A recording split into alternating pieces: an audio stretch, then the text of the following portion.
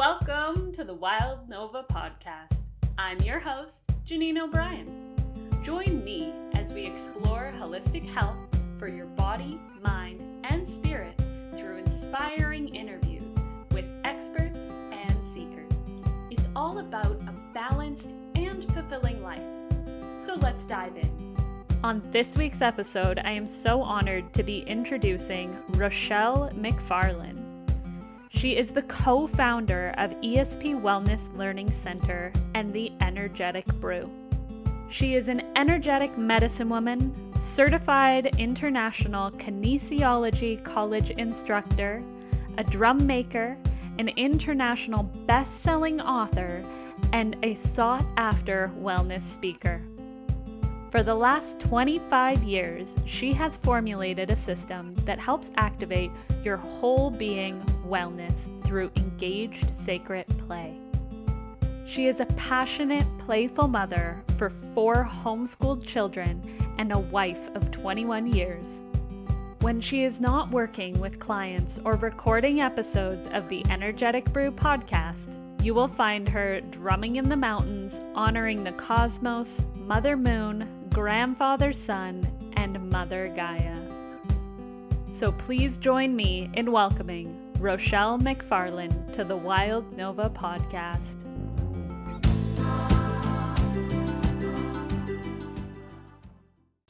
So I am super excited and want to thank Rochelle for coming and having an interview today. I am just going to start off, one, with saying thank you.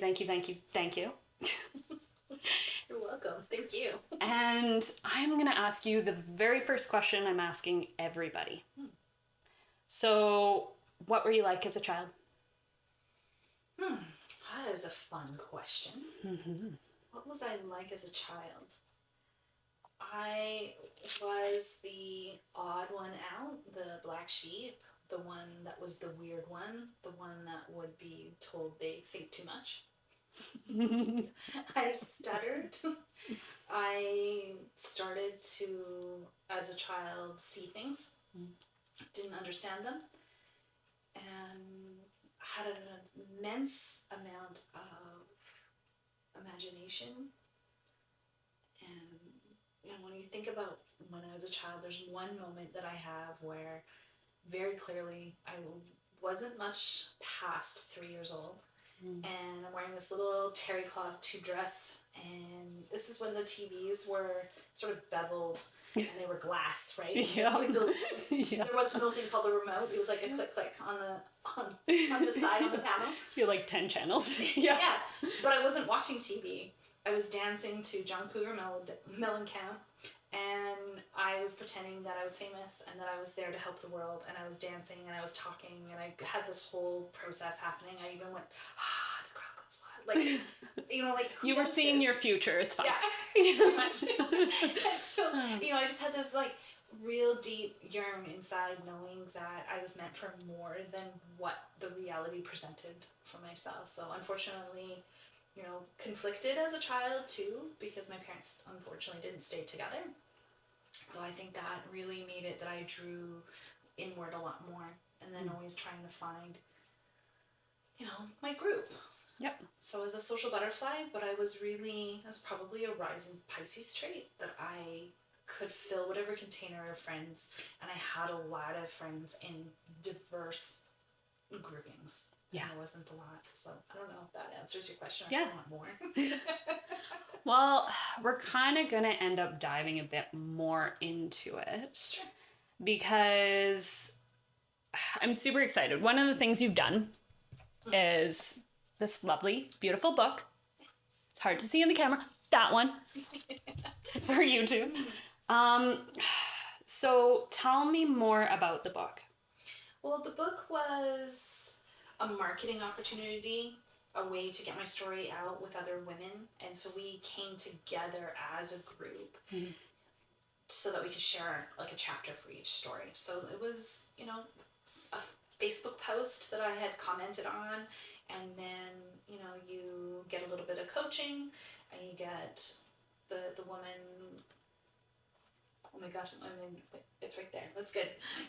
Kristen, she was the one that, took it over to Amazon and put social media posts together and things like that. But I felt that there was a time for me when I wrote my chapter, that I was really ready to sort of confront the things that I needed to still heal, that still felt like sticky Velcro in my fibers of who I am. And I knew that it was really time for me to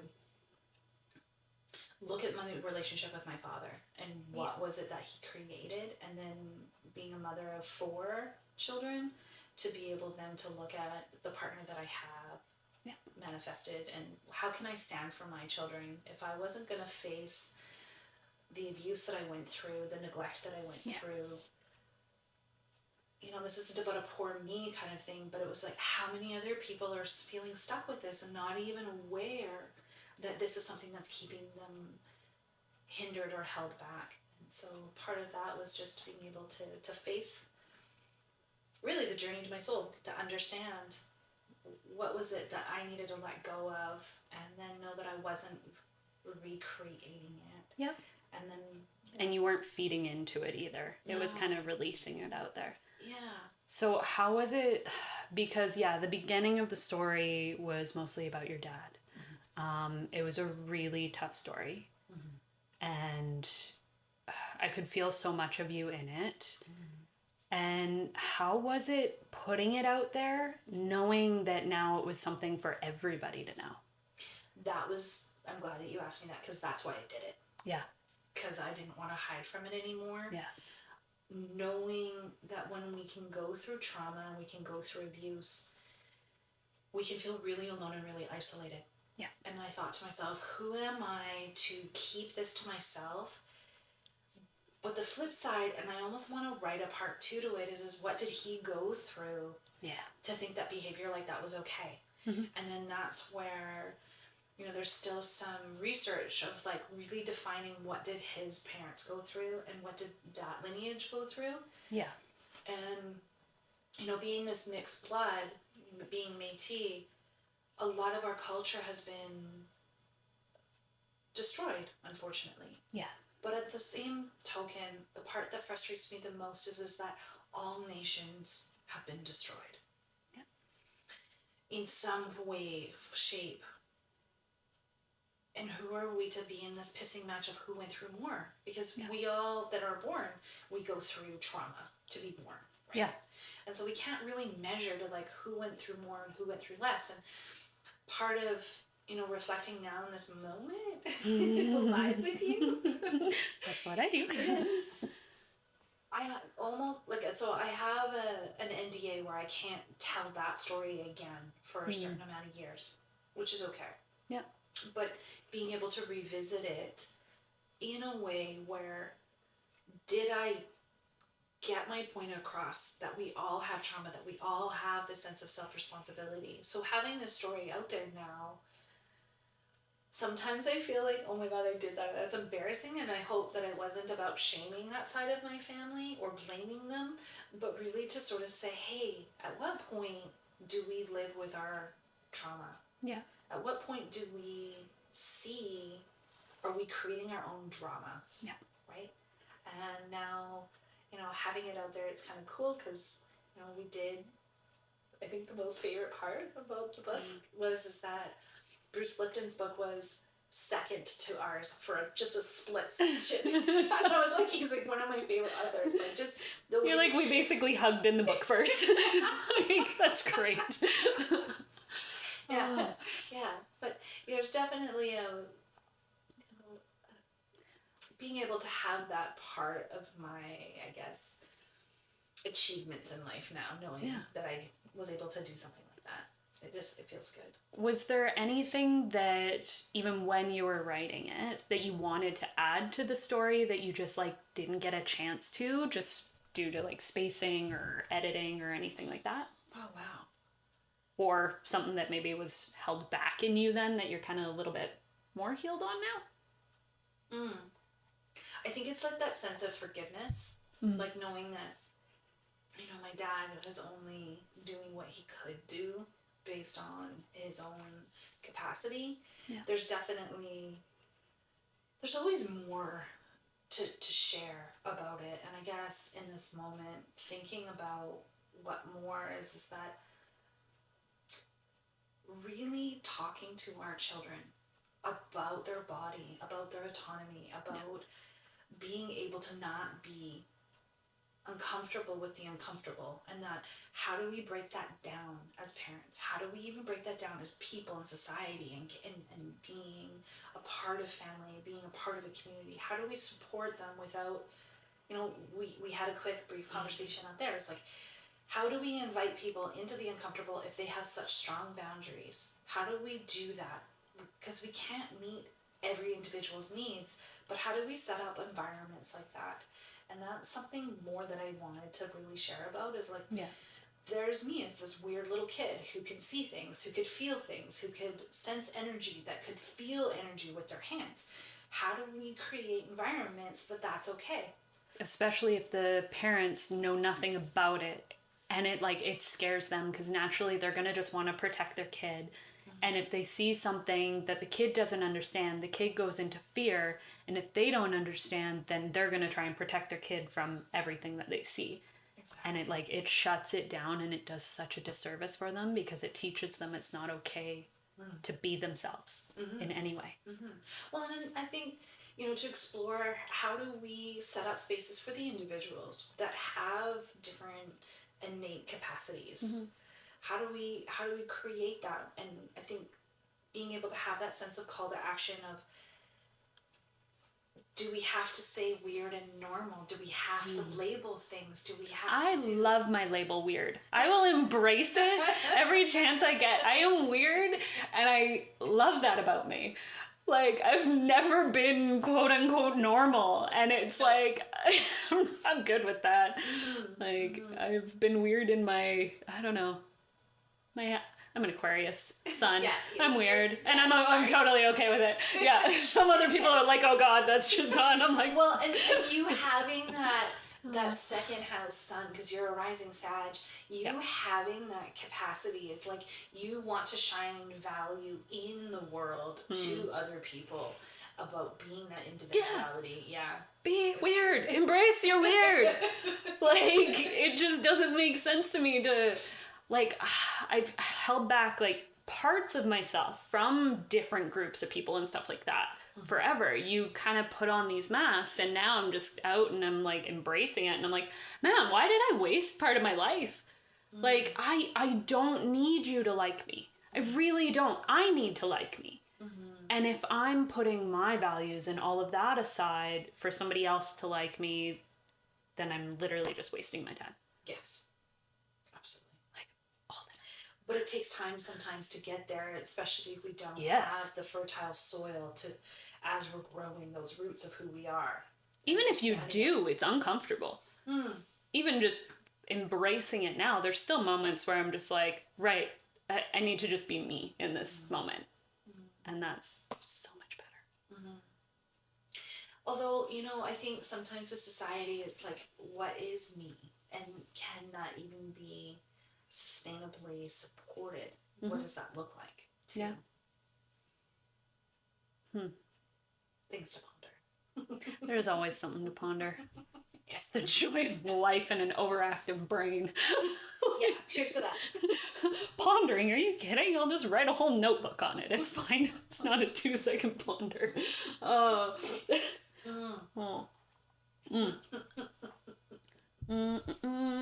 So, one of the things I wanted to ask you was, I know you're really connected to your Métis lineage now. Have you always been? Not consciously. Yeah. Not at all. No, unfortunately, there was little skips of memories. So, my biological father was not a part of my life consistently. And so there was times where I remember distinctly, his father, my paternal grandfather, seeing things, but I was so little that I didn't quite understand them, and that's I've just been reviewing lately, and it had to have been beaten out of them. Unfortunately, I can't have those conversations with them anymore. Yeah. They've now passed. but I've definitely been shown in different drum journeys and in different sort of recollections, like recoveries of what's happened to the lineage. Yeah. And so growing up, no, I wasn't a part of it at all, but there was something that would call me, like, I mean, many of us from all nations are called to nature, but there was definitely something that was there for me. And now, learning about it, there was a woman in my book of family ties where she would go and carry the news, and carrying the news and bringing the news meant that she was a medicine woman, and she would go from place to place and she would have her basket of things and she would give people the things that they needed. And so that part, when I was little, I would do weird things like that. And I would carry this briefcase and I would have like beads and pieces of moss and So sticks nothing has changed. No. You still have a big basket you carry around full of beads and twigs. And it's like, I love that about you, but like... Somebody actually asked me recently, it's like, why do you carry that basket around? And it's like, because I might need something in there. And yes. like, it like has a persona of itself. And I was like, and what's your problem? Yeah. It's me. Yeah. That carries it. So, no, and you know, because there is this turmoil within some of the nations, sometimes I almost want to not even publicly say who I am because I don't fit in one culture or the other culture. And it's because of the trauma and the hurt, it's, you know, hurt people. And yeah. I've taken a step back. I still do drum ceremonies. I'll still do some cultural things, but I don't go in and impede into others' areas. I really want to let this, like, because we're on the Silk Land here. Yeah. I want their spaces to be what they are. But, you know, I keep asking. For me, I say creator because it fits. I also believe in universal law because it fits for me. And so I've connected with that energy. And I said, you know, if I'm really meant to walk this walk as a medicine woman, you need to show me, because I'm not going to buy my tools. Nature has to give them to me. Yeah. That is part of this sense of integrity for me. Yeah. Or be gifted to me. And so there's been some rites of passages that have happened and different times where, you know, those moments where you just, you know, you have to get outside, or yes. you get those calls. And I'll never forget two specific moments when red-tailed hawk has come to me. And one of my dog brought me a whole red-tailed hawk, and unfortunately I didn't have the skill set nor the confidence to look at dead things. I was petrified. I was like freaked out. My husband dealt with it. I'm still getting better with it. I have recently told my husband not to look in the back of my truck because there was a sweet little chickadee in a parking lot dead beside my truck. So I like scooped him up and I put him in the back so that I could give him a proper burial in nature. And so, yeah, my husband went to use my truck the other day. I was like, just don't look in the back. And he's like, why? And then I told him later and he's like, oh my God, why? I'm like, because he was in a parking lot. I'm like, what kind of life is that? Get crushed? I was like, no, he's beautiful. So he's now down by the river. Oh, nice. I was like, had a little moment for him. But yeah, it's like getting comfortable. I'm like, thankfully he was small, so it made me feel better. But a large hawk would still kind of be uncomfortable, but they're so gorgeous. They are. You know, and it was wild because my dog brought it to me, and it must have just, like, the flash freeze that winter had, like, gotten it. I'm not really sure, but then we didn't really know how to procure it, so it ended up just going back to nature, but it was a full entire one with the head. Ooh. The next time it came to me, I had, you know, working for myself at home for all these years and homeschooling my children, was just in that cluster of like, yeah, who wants to go for a walk? Who needs to get outside? And at the time we were living by the lake, and 1, 2, 3, 4 all said no. Like, okay, fine. But my daughter, she meets me at the door and she just strokes my leg and she says, Mama, bring me back feathers. And I was like, oh, okay, sure. And I felt the call just to start walking along the beach and picking up garbage, because that's just something that I do that I feel really passionate about. Yes. And yeah, I use those little dog poop bags a lot of times. They work great. And all of a sudden I recognize this feather pattern. And I'm like, wow, shut the front door. It's a red-tailed hawk, missing its head. Huh. So I bring it home.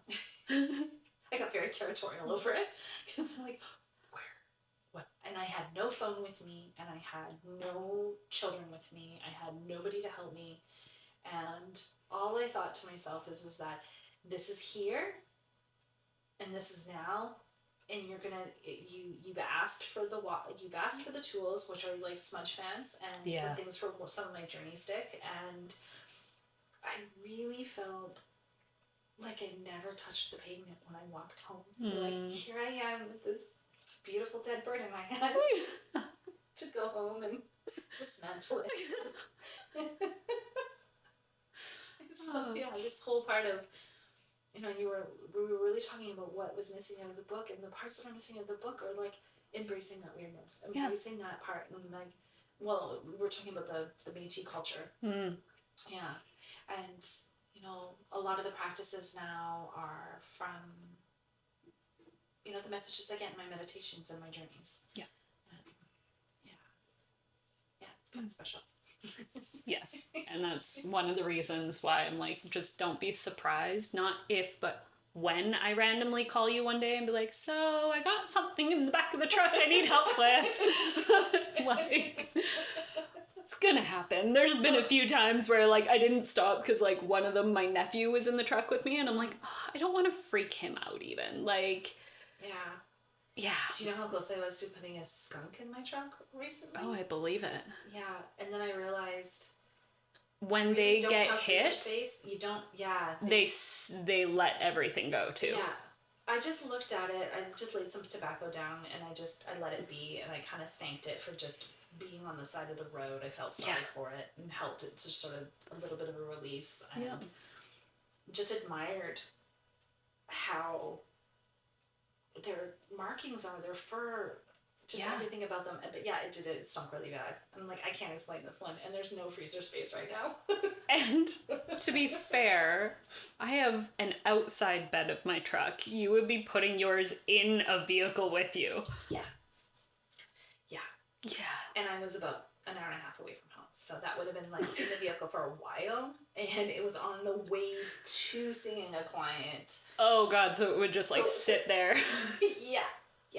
I was also on some traditional land. I was on the reserve too, so that was also something that again, like what I'm talking about, treading and walking softly about other people's cultures, it would have been completely inappropriate for me to take it without permission. Yeah.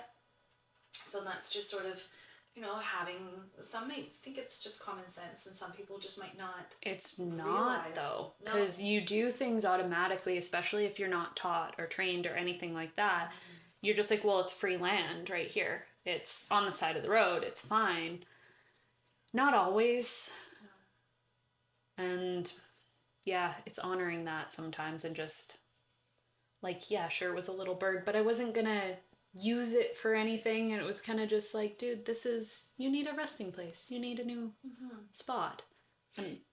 Well, and looking at that, right, analyzing that situation of like, is this the highest good for this, will it feed nature back in there? Probably not.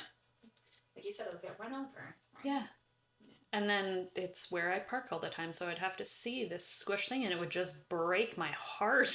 So it was like, I was like, nope, I can't. Like, I had a client, and thankfully nothing happened to it while I was in with my client, so I came up and put it in the truck as soon as I could before I left. I even wrote myself a note so that I didn't forget, because sometimes I will be like, I need to grab this and like dispose of it properly, and then I completely forget, and then it's like a week later I'm like, oh, I'm a dick.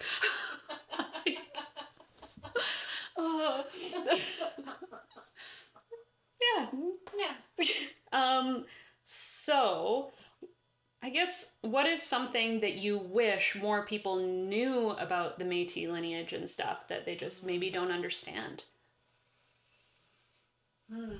Without putting words in anyone else's mouth, my thoughts on that are, we walk in both worlds. We have, unfortunately, ancestry who made decisions based on the times, right? Yeah.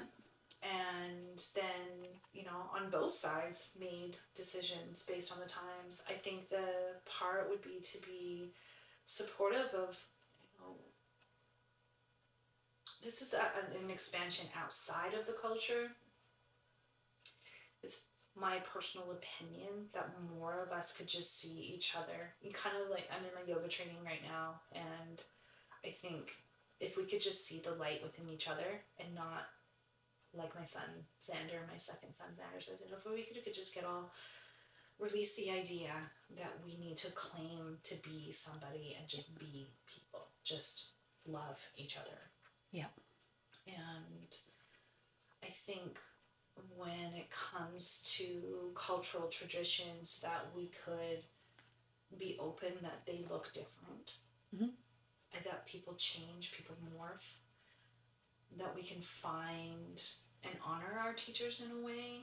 Also, there's so many similarities in all of these different cultures, where it's like, it's insane when you actually start diving into each of the religions and learning, actually, like listening and learning and studying all of it, where it's like you'll have two people that seem like they're complete opposites, and half of the stuff they do is the exact same, or they're like praying to the same person, they just call them something different. But when you look at every part of them, about what they represent to their core, it's really similar. It is. And, you know, I think the funny part, but not so funny part, is that do your research to why certain practices are being done and where they can come from. And, you know, again, asking Creator, you know, if I want to be on this path, show me. And tobacco started to grow on my property without me planting it. Nice. So that part to me is really showing me. It was an invitation. It was an invitation, right? And I think, you know, when it comes to looking at what practices belong to what culture, yeah, there is some appropriation happening. Yeah. But how can we now turn it into appreciation? How can we be more open? And so I think I feel like we went so drastically from one side to the other on it, where it was like too many people were taking something they didn't understand, that they were like, ooh, I like this, and trying to make money off of it. And then everybody was like, no, you can't do that. And then it turned into nobody can do that ever. And it's like, no, in my opinion, I feel like it's like, okay, like I said, all these cultures have a lot of similarities. So finding like what speaks to you. And in my practice, if I have a deity come to me, but I'm like, oh, that's not my lineage. Are you kidding me? Like, I'm just gonna talk to them. I'm not making money off them. I'm just having a conversation. If I had somebody walk up to me in the street and want to start a conversation, I'm going to have a conversation with them, of course. I'm not going to be like, oh, God, you're not like the same skin color or the same gender. Like, I'm not speaking to you. I feel uncomfortable. And it's like, we're doing the same thing all the time. It's like, no, I'm not making money off of it. And Gambit has something to say, apparently. The barking. Love it. You know their barks. Oh, yes. The first one was Quinn, and then the second was Gambit. Yeah, she startled him. Happens all the time. But it's like not going to like IKEA for sage or like Walmart for sage. And it's like having them call it like smudge sticks and stuff like that. That I have an issue with.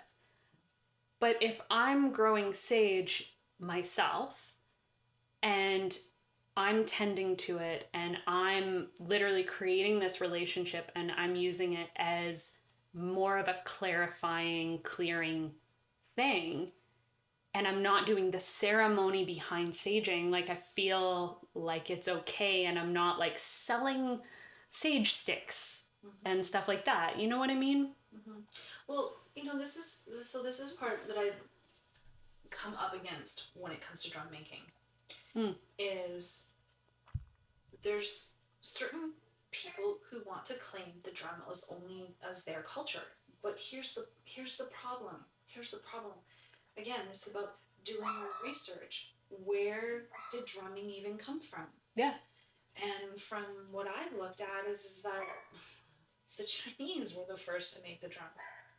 So maybe it's a certain type of drum, maybe it's a certain way of doing it, but where I keep getting led back to is the reason why humans want to make drums is because they want to come back to the mother's heartbeat. Yeah. You know, for those that were blessed to hear, obviously, you know, if the babies don't have hearing, that happens, they still feel the vibration. Yep. And there's this desire innately instilled upon us to be connected and to come heart-centered. And, you know, when it comes to getting our tools and putting things together, it's like, was it done sustainably? Was it done with respect? Was it done in a way that was actually meaningful? Yes. Or was it just done for the sake of profit? And I think profit and mass production. Yeah. You know, often I've had people say, oh, you should really scale your business. You could really make a lot when it comes to drumming. And I'm like, no, because now I'm forcing what's happening to nature. You know, I have a supplier who has good relationships with hunters, who has good relationships with farmers.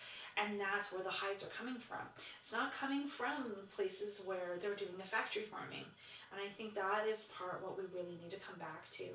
Is just respecting that, you know, people will come from that place of trauma and that's not healed. That's where we create problems. Yep. And so part of, you know, what I would like is that it's celebrated in a way that all are included. And, you know, there are some sacred parts that maybe aren't for everyone, and that's okay. Yeah. Yeah. It's definitely something more, like going back to the book, something more that I wanted to talk about there, but that was just way too big. Yeah. Way too big of a topic. And then also for me to not have that feeling of, if I put this out there, how will people attack it? And I think that's the part that I think no matter what we are from our ancestors, from our lineage, that we stop attacking the other people. Yeah. You know, let's get beyond duality of right and wrong. How can we help each other belong? Yep. How can we do that? Yep. What does that look like? May that inspire you today.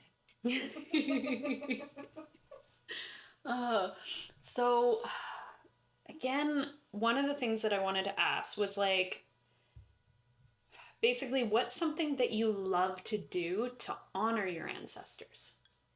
Talk with them. Yeah. Sit with them. I drum. You know, my eldest son is going to go to graduation, and so for his graduation ceremony, I'll wear one of my ribbon skirts. And honoring the ancestors by being grateful for the land. Mm-hmm. Even though it's not my traditional land, there's probably with my last two births, because of them choosing them to be home births, that was a ceremony for me to be able to say, you know what, there was women before me that did this. Yes. It's not a new thing. It's not a new thing. So I had a lot less gruesome than it used to be. Let's just... And then also to honor my ancestors, you know, there's, throughout the year, I will give food back to the land. I will burn things for them. Mm-hmm. Yeah. And then I have the desire to learn more about, you know, my maternal lineage, which is just mostly Polish, Ukrainian, and American. So there's a real... Good food. Yeah. like that sounds delicious. Just like, oh. Mm-hmm. Yeah, I have pictures of them in my office. Yeah. And have conversations with them. Some might say that my office is like a little altar space. Yeah. And really anchoring into like having that regular daily practice of being grateful for whatever they did go through. Yeah. That they made it that I can be here. Yep. Mm-hmm. So stepping into the things that I'm here to do. Often I'll get this message of like, daughter, you're just here to do the work that we couldn't finish. Yeah. That part gets me. Yeah. For me, like I had a really similar thing come up a few years ago, and I was like, I got frustrated at one point because it was like telling me, okay, you have to clear this from your lineage. You have to work on this and all of these things. And I'm like, okay, so I'm not the only Reiki person in here. And this was like when I first started off Reiki and understood more energy healing. And they're like, send Reiki here, work on this and this. And I was like, okay, but I'm not the first person in the family that's connected. I'm not the first person. I'm like, why the hell do I have to do it all? They're like, because you're strong enough. Mm-hmm. I was like, oh, thanks. Like, thank you, but damn it. Like, great. Yeah, I'm glad I can help you guys out, but some days it's just like, I just want to be the one that sits on the sidelines and says thank you for the healing instead of having to put in a lot of the work too. But you know, I think when it comes to it, some of us are just, that's the role we're here to do. Yeah. Yeah, there's no way that I would expect anything less. Like, I'm not surprised when more comes up now, where I'm like, yeah, okay, that part now. I'm like, awesome. I'm grateful. Yeah, let's go with grateful. Just slowly working through all of the traumas. It's been fun. So let me see here. So in the book, back to that lovely little book. So you go a bit into when you were first a mom of just 2 boys. Yeah. And how you saw yourself like repeating the patterns of your childhood. Was there a breaking point or situation that happened for you that really stands out as your turning point to you doing this work now? Yeah. 2 points. One, where my eldest, Zane, said to me, Mom, this is really great. We have 5 senses, but what about when we just know something? And I'm like, what? I have a child that's going to have real conversations with me. This is great. And it woke me up. Yeah. Like, I had lots of times, and I'm sure everyone can relate to this. There's lots of moments where it's like, ooh, this is another layer to this. So that was one moment. And then, again, same child. He then was so gifted in other ways than our conventional institutional learning markers, meaning what Ministry of Education says learning is in comparison to what he was capable of doing.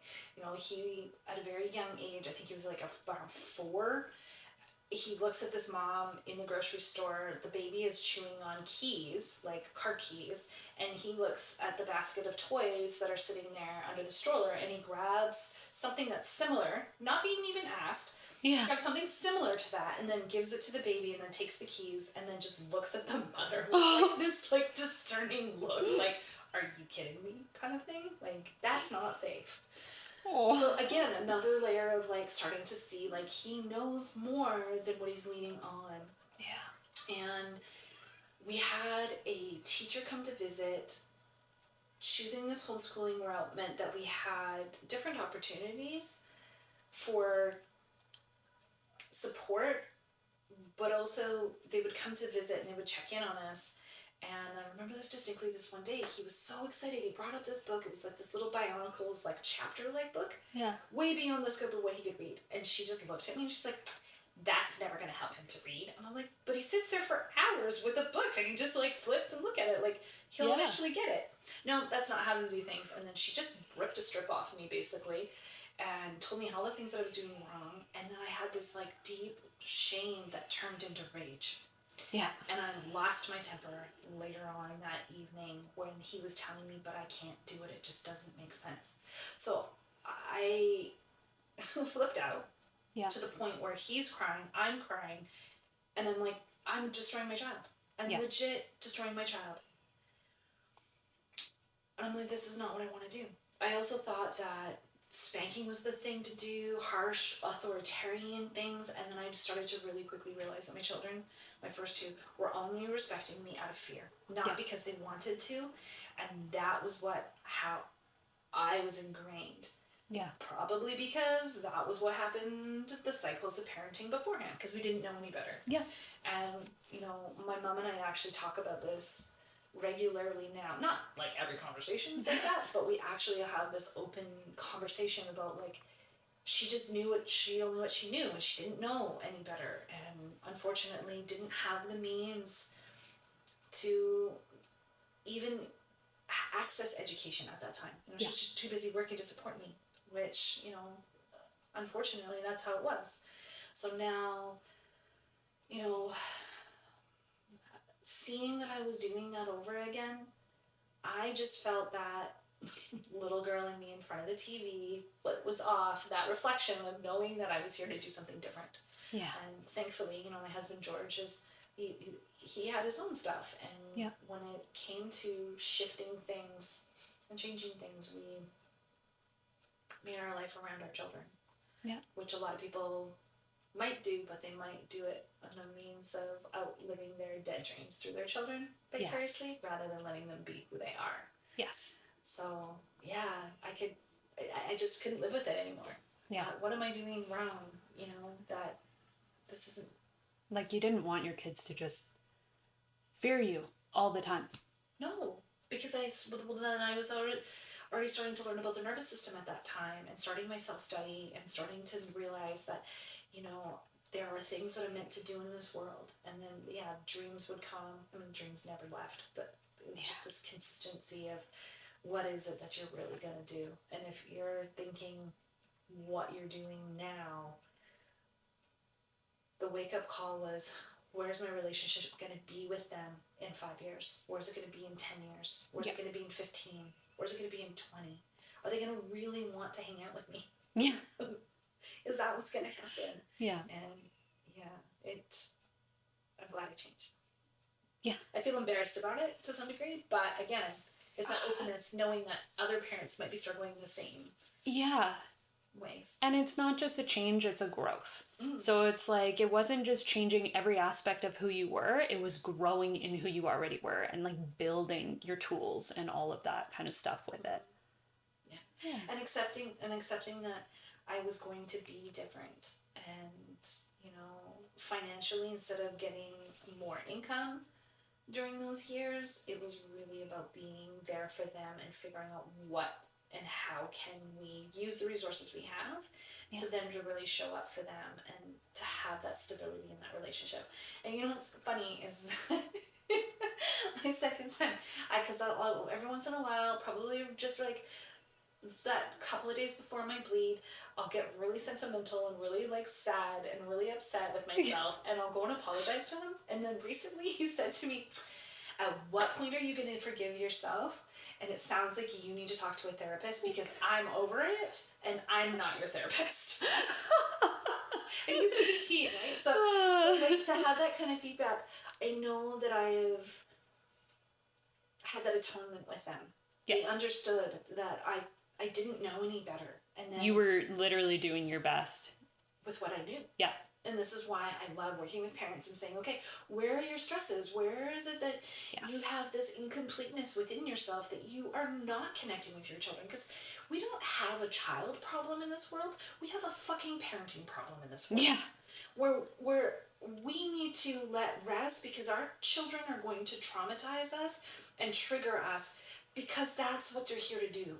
Yeah. It's not about us versus them. It's like, how do we grow together? Because we're going to mentor them and they're going to mentor us. Yeah. Through and through. Yeah. And even children in our environment. Like, they're going to show us lessons that, and the only reason why they trigger us is because those are the parts that really need the attention. Of course. Those are weeds in our garden. Yeah. I told Dan, because he would argue with our niece when she was staying with us, and it was like, he would argue with her over stupid things. She would antagonize him. And then he would argue with her. And I pulled him aside one day. I'm like, honey, any argument you have with a 5-year-old is your fault. And he's like, well, no, she did this and this and this. I'm like, no, she's 5. She's antagonizing you. You know she's antagonizing you. She's just wanting attention. So just give her some damn attention. Mm-hmm. Spend some time with her. Mm-hmm. Be silly for a moment. Mm-hmm. Laugh it off. Mm-hmm. Don't feed into it, because then you guys start bickering for no reason about nothing. She's 5. Yeah. How old is she now? Oh, God, I'm a bad aunt. I don't know. Okay. Like 8. I'm going to say 8. I think she just turned 8. There we go. I remembered. And then, I was trying to remember because I'm like, oh God, there's like, 3 nephews and 1 niece. And it's like, their birthdays are all in like a full month span. So trying to remember, and they're all different years. So my brain just like, but very close in age. So I'm like, I don't know. It's a good old daytime ritual. We're tracking this down. I forget every year to like actually write it down. And like, I got their birthdays down, but then I don't have the actual years. It would be really, really helpful. They've made it simple with a Google Calendar, but I just refuse. I'm like an old school agenda for all of my notes, so it's like, no. That's funny. So now moving forward to like now, basically you homeschooled all of your kids. You're still homeschooling 2 of them? 3 of them. 3 of them, and then you're still working with like your oldest 2 at this point in your business and stuff. Yeah. So what is it like now working with your kids? It's something I've always wanted. Yeah. But didn't know how to get there. Yeah. Because the things they're doing now is like I wanted them to do when they were like 5 and 6 years old. Talk about unrealistic expectations. Yeah, just a little bit. Well, it was interesting too because Zane was my oldest, he was in class yesterday, and I just had this, like, I had to get out for a hike and just go out into nature.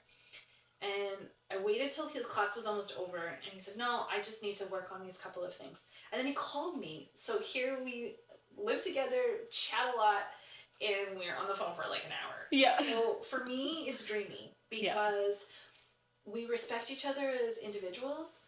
And then now what we're starting to really hone in, and astrology is what's helped us get there, is that we let each other be in their zone of genius, knowing, as hard as it is, accepting the fact that I'm better at other things. Notice how I said better at other things? So I just do the things I'm better at. And let them, and then we all kind of struggle together because nobody really wants to do the housework. Yes. So we sort of gamify that to some degree, but what that's like for me is dreamy, because that to me, is honoring my ancestors. It's bringing me back to the way that many of us were when it came to children and rearing of children. Was that there was the co-sleeping, there was the connection, there was not attachment in the point of a negative part, but the attachment of being like, I actually know what it's like to have empathy and sympathy and to feel the vibration of the other person. Yeah. And if that's not happened in those early years, then they just won't happen later on. And our social problems show it. Or it's a lot harder to get to. Yeah. Like you have so many more walls to kind of work through at that point, where it's like, it's not that it couldn't happen, it wouldn't be easy. Well, it wasn't easy to begin with, but it just wouldn't be as easy to kind of completely reset, especially if you have so many things to kind of go over and basically apologize for. And like, so, and when I do look at the things that I'm here to learn about and the things that I'm here to explore, definitely motherhood and how to give the children enough space and opportunities, but also to let them know that you're stable and you're there for them. Yeah. There's certain ways that we can be there for our children, but if we're not taking the time to look at what their actual needs are and understanding how we have an internal map inside of us and being able to explore and translate it in a way so that we can feel really grounded in appreciating who they are. So it's neat. Yeah. It's exciting because we live unconventionally. So with all of this work, and like you help so many other families and stuff with a lot of this stuff, what's something that you still find like super challenging as a parent? Understanding they're going to grow up and be in their own life. Okay, fair. Yeah. And the challenging part. The challenging part is now there's the idea of partnering and coupling with my older boys, and how do I how do I keep my boundaries in place and to face my fears about that? Like, at what point, are they going to be stable enough to be on their own? Yeah.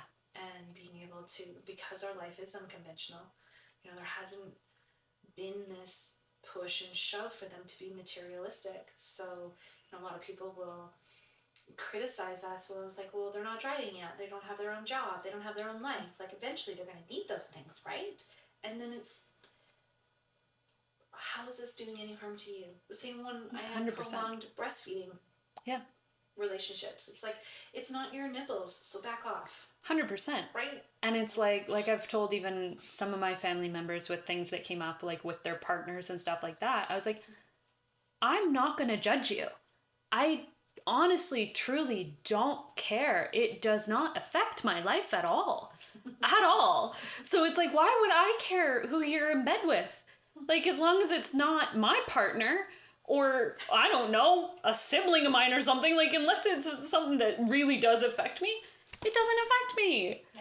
It's like, I don't know, I find, and especially when somebody's not even a family member, when they're, like, get involved, and it's like, breastfeed as long as you want. Like, it is your body. It is your child. It is your choice.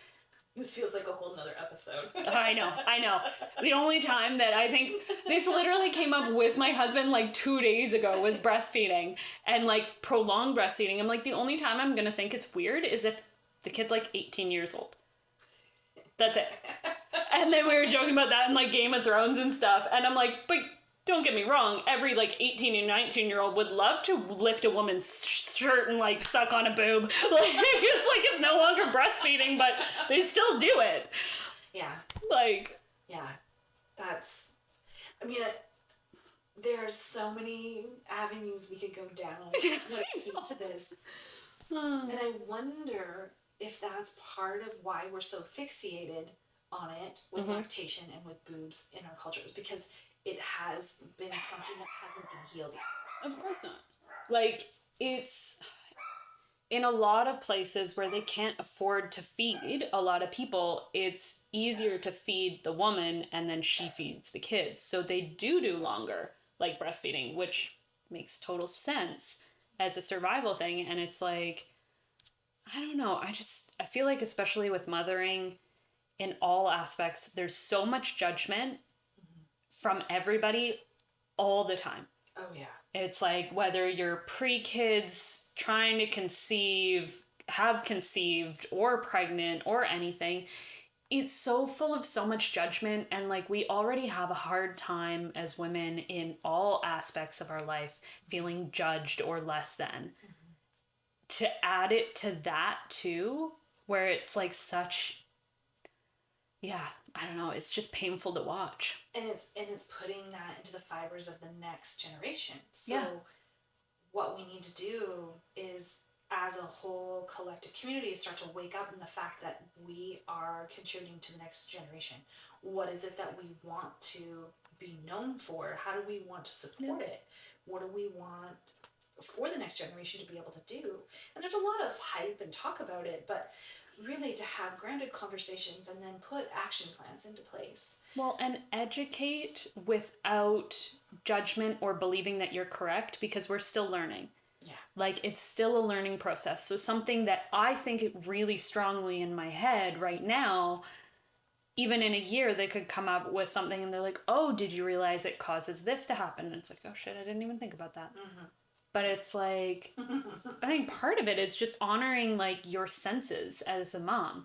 If you, I hate, okay, I'll say it. I hate the crying it out method that people do with their children. I personally have a problem with it. I've just fallen in love with you in a whole new we are animals. In no other animal kingdom anywhere is this okay, because it's not nurturing for the kid. There is a reason that as a mother every aspect, every fiber of your being is crying out, I need to help this kid. There was a kid crying across the street and I wanted to run over and help the mom because I'm like, I don't know if you're overwhelmed or what you're doing, but I want to help you and I want to help your kid, and it's just ingrained in my body. And it's like, how can you fight just basic nature? It's not even, oh, when do they have solid food? When do they have this? When do they have that? It's basic. They're screaming and you're teaching them that they can't rely on people and they can't trust people around them to care for their needs. So when you become an adult and you're in pain and you're having a hard time, you push it down and you don't cry it out. And you don't feel supported by the people around you because you were proven as a kid over and over and over again that you can't. And even like a kid hits their head, they start crying. Most parents will run to them and be like, oh, you're okay. No, I'm not. I hit my head and it hurts. It hurts. Yeah. You're now telling me as like this authority figure in my head, you're telling me I'm okay, but my body and my mind is telling me I'm not. So do I trust you or do I trust my body? And it's causing this conflict like so early in them. And it's like, just go, how are you feeling? That hurt, didn't it? Like that looked painful. I heard it from across the room. Like if I did that, I would be crying too. Can I give you a hug? An ice pack? Yeah. Something? Can I kiss it better? Yeah. Like that looked painful. And honoring the fact that you can be upset. Like, hold that space for them and don't teach them to shove it down so damn early. Yeah. Exactly. Like, yeah, well, that was my rant for the day. Maybe not for the day. That was just one of my rants today. Yeah. But I agree with you. There needs to be some understanding that when you choose to go through and have a child, that there's going to be needs. And if you're not wanting to provide those needs, maybe start looking for how those needs are going to be met and make those decisions, right? And if you can't handle them, find support for yourself so that maybe it's easier for you to be able to handle them. Yeah. Exactly. Like have friends to talk to or therapists and all that. Like hire somebody who's going to nurture your child, because yeah, as I said earlier in this conversation, that is our biggest problem, is that needs have not been met.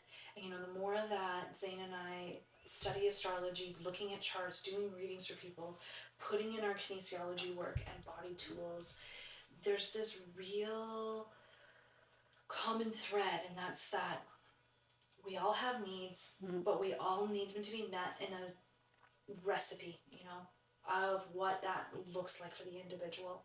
Yeah. And the sad part is that we have societal beliefs that need to crumble continuously still. Yeah. And that's like, you're too much, you're not enough. This duality of this is what a child is supposed to look like, this is what our adulthood is supposed to look like, and all of this bullshit marketing. Yeah. They're telling us how things are supposed to look. And I think we need to come back to what is it that we want? What is it that, how does our body talk to us? And what is it that we want to create that feels good, so we can put that beautiful, loving vibration back into the collective that is so needed right now. Yes. So, yay, we're back. If I don't know where I'm going to cut this in and out, so we're back. Yay. Okay, so you mentioned before that you home birthed your last two that you had. So what did you learn about yourself during that experience?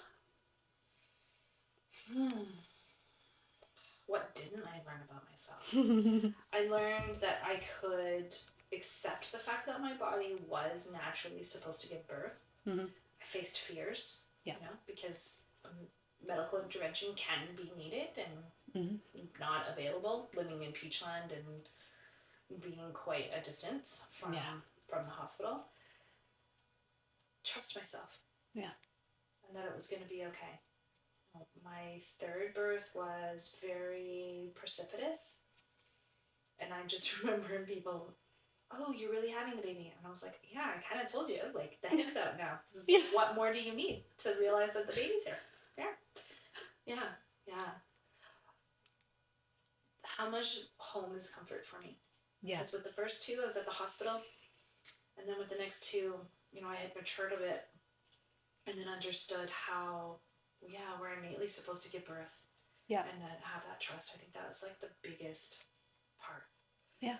And then realizing that I didn't want to do that work for women, like to provide that service, but to really speak more freely about it and help women to understand that and kind of lift them up to let them know they can do it. Yeah. It's not as, like, sure, it is scary. You can get support and stuff, but it is also, like, I've talked to a lot of women that have done home births and free births and, like, all of that, and it's just, it's so much more empowering of an experience for them than what I've heard of some of the, like, some women have very traumatic birthing experiences in hospitals. Absolutely. What I learned about myself is that I need to speak up more and help women to come back to themselves so that they can understand that their body is what it's innately supposed to do, and then, you know, help them to release the things that have held them back, to find out, you know, what is it in their fiber of their story that's keeping them with their reality. Yeah. Right? And, you know, reflecting back, I think what stands out the most now, looking back, is the different relationship that I have with the first two from the second two. Because there was 6 years between my second and my third. Right. So it's almost like my Zephyr, my third son, is almost like he's a middle firstborn baby in a way. Like he's sort of all wrapped into him because of that span. And it's quite interesting just to see how the level of independence is different in the second two from the first two. And I don't know if it was because they were home birthed or not, but there's definitely something to visit there and to look at. The importance of the connection of my children was what also was really solidified by making that choice. Yeah. Because part of the birth plan is that the first two got to look and see and then tell me what the gender was of the baby. Yeah. So it's kind of cool. So this totally isn't anywhere on my question list, but it is curiosity that pops into my brain. Why all the Z's? Oh, so when I was younger, I liked the name Zane, and there was just something that it was neat. I had the name picked out and didn't know if I'd ever get to use it.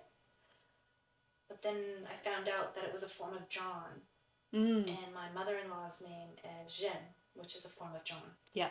And it means God is light. Of God. Well, I should probably really look up that. Let us know in the comments down below. What's the meaning of God? Yeah. God is good or something. Yeah. That nature. But I wanted to be able to connect with her. Yeah. Because my husband and I were not married at the time, and we were very on a precipitous relationship. You could say, very fast track. We were together long enough to have a 20-year-old child now. We've been together for 20 years. Yeah, it was very fast. And my next child was going to be born in September or thereabouts, or early October. And I thought, at the time we celebrated Christmas and did the whole Christmas card thing at that time. And so I thought, I'll send out the birthday announcement with Christmas. I'm going to be really tired and really exhausted. I probably don't really want to do that chore. How can I make that easier for myself? I'm like, if we name the next child with another Z, it'll be GRZZ, and it'll just look like Grizz. It'll say something, and then that's where it just continuously stuck. Yeah. I had different names picked out for child 3 and child 4, and really thought the third child was going to be a girl. And when my husband came in after the midwife finally showed up, it's a story for another time.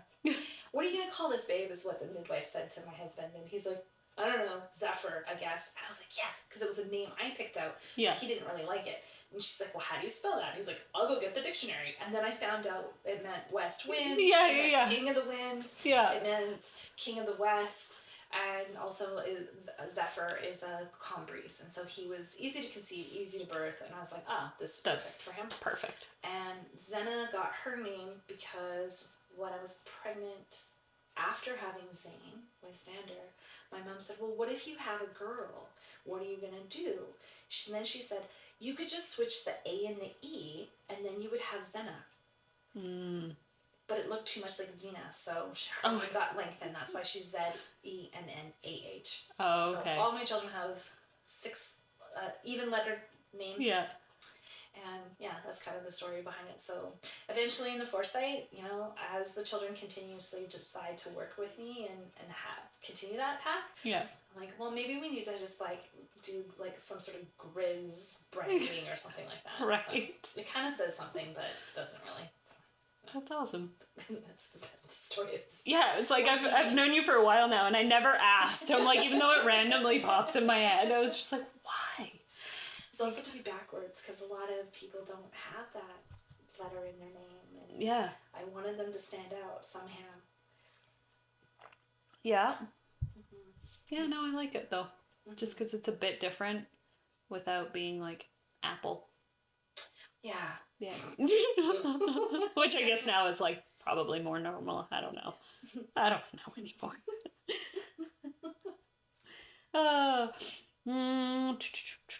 Okay, so we talked about drum making for a second. So I want to jump back to that, because anytime you talk about drum making, you light up and you get super excited. And you never call it making a drum. You call it birthing a drum. Why? Because the animal has lived and taken time on this earth. And then it has given its life. And then it's now time for its hide, its skin, because it needs to soak in the water to get soft, right? So we use rawhide.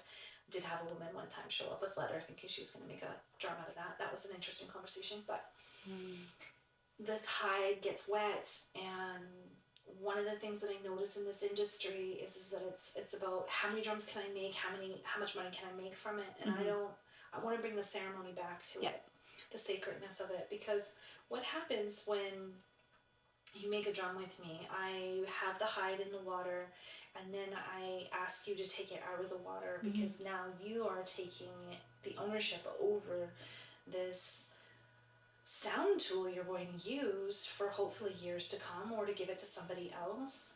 And when that comes out of the water, for me, it's reminding me of every animal that is a mammal has been in the sacred waters of the mother. Yeah.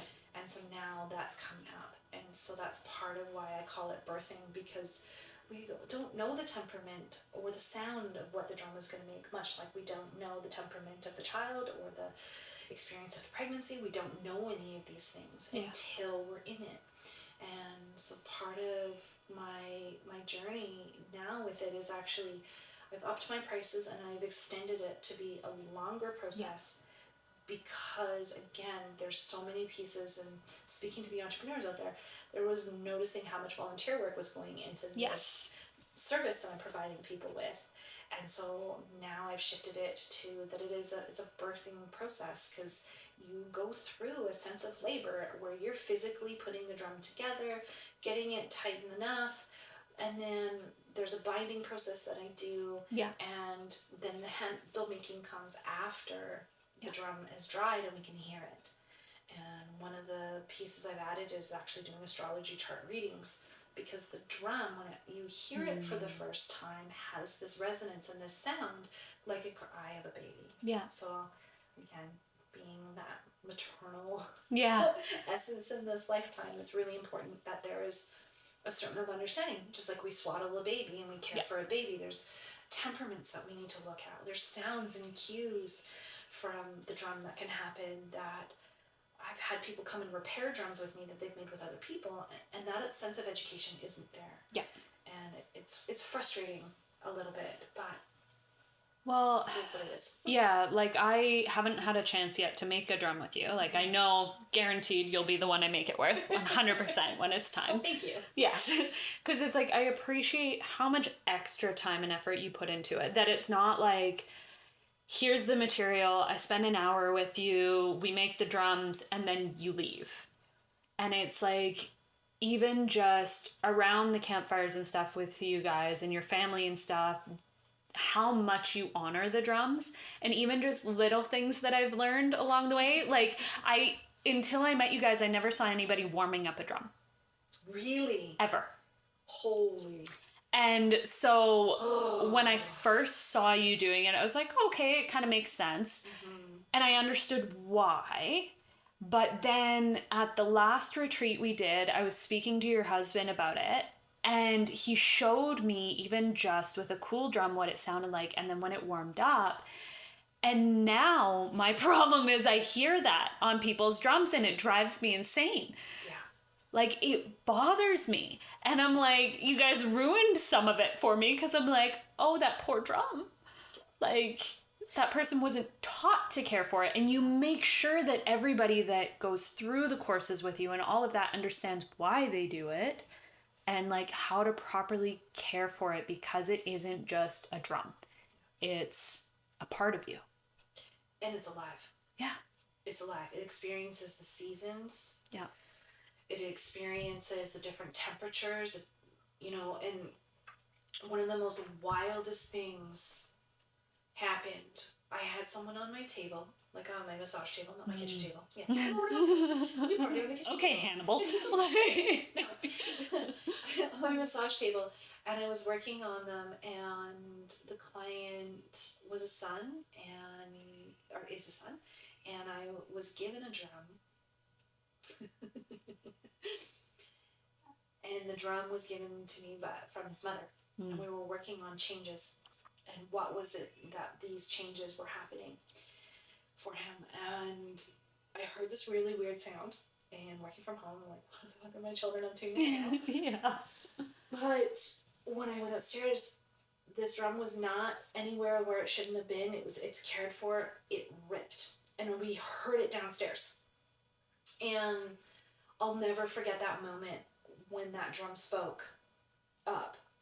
And, it takes me back again to my childhood of, like, believing in something more that we can't see. Yeah. And so for me, I know, really when I'm looking at building my business and where do I want to go with it, because I have this basket of tools that I have, just like this basket I carry around with me. Where do I want to focus? And part of it is actually having more drum education out there. Yeah. Having people understand how they can tune their chakras. They can clear the essence of the day away. They can also help to soothe themselves and soothe their children. And it's an activity that they can do without any electronics. Yeah. Without any power. It's just within themselves. So, yeah, it's... And it's like so many times. Grounding and connecting to it. Yeah, like it's so grounding. For me, it feels like it comes back to the mother's heartbeat, right? Yeah. Yeah. It's really irritating to me too when it comes to hearing drums when they're flat and when they're cold. And what also really irritates me is that there's those that want to claim it as theirs aren't giving the teachings. Yeah. And maybe because they weren't given the teachings themselves. So a lot of mine have come innately. Yeah. I haven't signed up for a course. My original teacher, Christine Platt from Sakura Arts, she is a European descent, Celtic descent, which I was honoring that side of me and making that drum. The first one I made about 3 or 4 with I made more like 20 something drums with her. Yeah. I was like, only 3 or 4. I'm like, no. Yeah, we made a lot of drums. But the first time I made a drum was back in 2009 at a music festival with a man from Belize that grew the trees, and they were like little small djembes, and so it was just something cool. That's amazing. Yeah. Why not, right?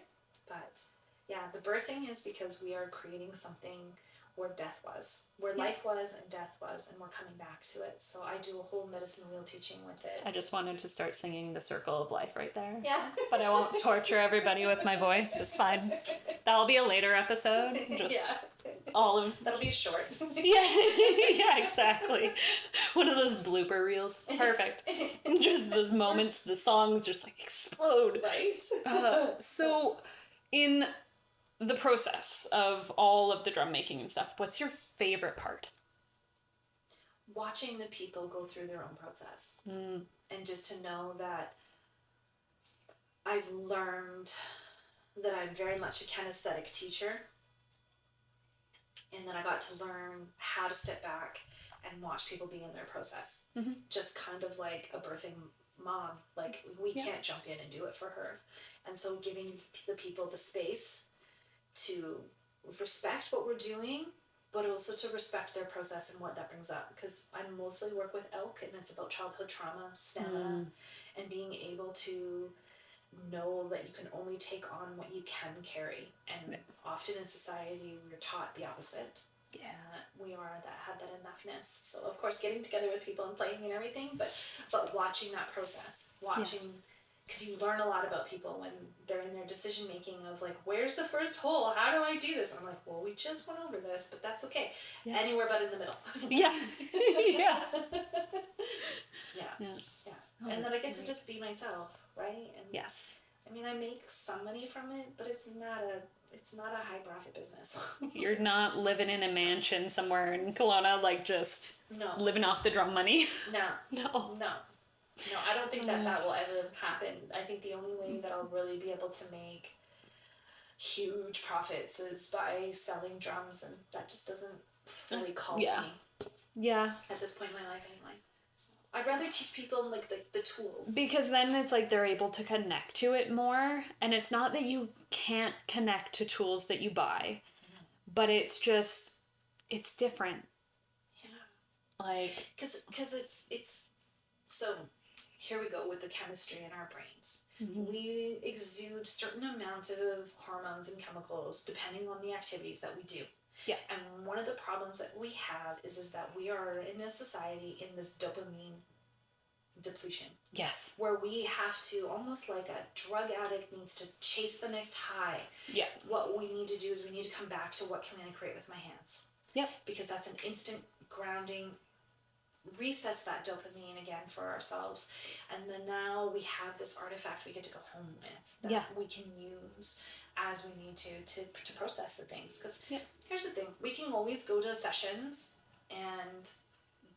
but it's what we can do within ourselves that we can get the most out of the sessions. Yep. Yeah, 100%. Like, I like to think of my sessions with my clients and stuff as like, I'm taking the edge off of the emotion so you can process it. So it's like, it's just like, okay, I'm just going to make this just a little bit easier so that you can get the anxiety release so you can grieve. And it's like, and then you're not trapped in this like never ending hamster wheel of chaos. It's like, let's just release a little bit so that you can just let it flow. Yeah. See what comes up for you. And please, God, do the work. If I'm asked, like, I don't ask a lot from people, and if the only homework I gave you was to like have a bath sometime in the next 2 months, please just take a bath. Yeah, it's good for you. Then if you work with me more, like my poor sweet mother, oh geez, she gets some of the worst homework ever. That's like soul crushing work, and she's like, I made her take she was gonna work for a whole weekend, and I made her take the whole weekend, or I suggested, and I offered an experience for her that I felt it was time for her to dive into, and she was open to it this time, and so she dove in head first, and she's like, it's still a larger process that's going to take months, not just a full weekend, but it's been amazing for her to go into, and it's like, you've done a lot of the easy work. Now let's clear up some of that gunk that's like stuck in you, like so deep that you're just like, no, it's not a problem. Like, okay, sure. Sure. Yeah, it's not coming up for no reason. Like, I didn't think of this, like, just randomly, like, oh, this is what you need to do. It's like, sometimes things will pop in my head during a session, and like, really? I feel like a jerk for asking her to do this. And they're like, well, it's time. And I'm like, okay. Yeah. Sorry, Mom, but this is what came up. Like, right? I'm not trying to torture you. I'm trying to just pass on a message. But, yeah. So, I want to dive into the business a bit. So you have a couple different businesses. Technically, just two. Yes. So I have the Energetic Brew and the ESP Wellness. Yeah. So I want to pop into the Energetic Brew first. Sure. Tell us more about it. Well, it's actually going to come as a blended conversation because this will give you the background. Yes. So the Energetic Brew is my son and I working together. I had other branding with the ESP Wellness in there. Yes. You'll find me on social media, ESP Parent, and that's where I started. And then my son started to grow into the business. He was like, I'm not a parent, nor is that even on my radar right now. Good. Exactly. He's like, I have enough siblings. I know where babies come from, and I'm not interested. So he's like, it's just the responsibility, right, of being able to be stable enough. Yes. Again, instilling that future generation. So we started to sort of mess around a little bit and really got to this point where I was already calling myself an energetic medicine woman because of work with the energetics through kinesiology. Yes. But also through, I do Reiki as well. Yeah. And then looking at how is this all interconnected? Why is this all interconnected? And then found astrology, found numerology. He's found human design. I dabble in it a little bit, but he's really called to it more than I am. And so then it was like, wait a second, there's like a brew within us. There is this steeping ingredients that the cosmos have imprinted upon us. How do we understand it? How do we blend it all together? And so, with his coaching and guidance, he's like, Mom, you can't let go of the old stuff. You've already built it to a certain point. Like, why not just have both? And this is where I come in. Yes. And, I thought to myself, I'm like, it's great that he wants to be a part of it and that he can have that, because not many children get given that. They just kind of get kicked out of the nest and told to go make a living and do a thing. Find your own thing. Exactly. This is mine. Yeah. Yeah. And really he wants to create meaning through that. Yes. And so I've started a podcast. I haven't made a lot of space for it because it's like a spark of an idea. But at the same time, I know through sort of rebranding and building what I really want to create is through that. And so it's kind of exciting. So the Energetic Brew is basically still my business that I already started with the ESP Wellness. It's like teaching people, educating people, having educational downloads. That's more that's going to be coming from us. There's already one up with the Energetic Brew Basics. And it's really, the education that we need but don't get. Yes. That's who we are. Yep. So I know from seeing a lot of your stuff, like a lot of the Energetic Brew stuff, there's a lot of astrology in it. Mm-hmm. So how has astrology changed your life? I have now been able to claim who I am as a rising Pisces. And that's like spilt water. And so back to my childhood parts, like there was a reason why I could fill in a container that I was offered.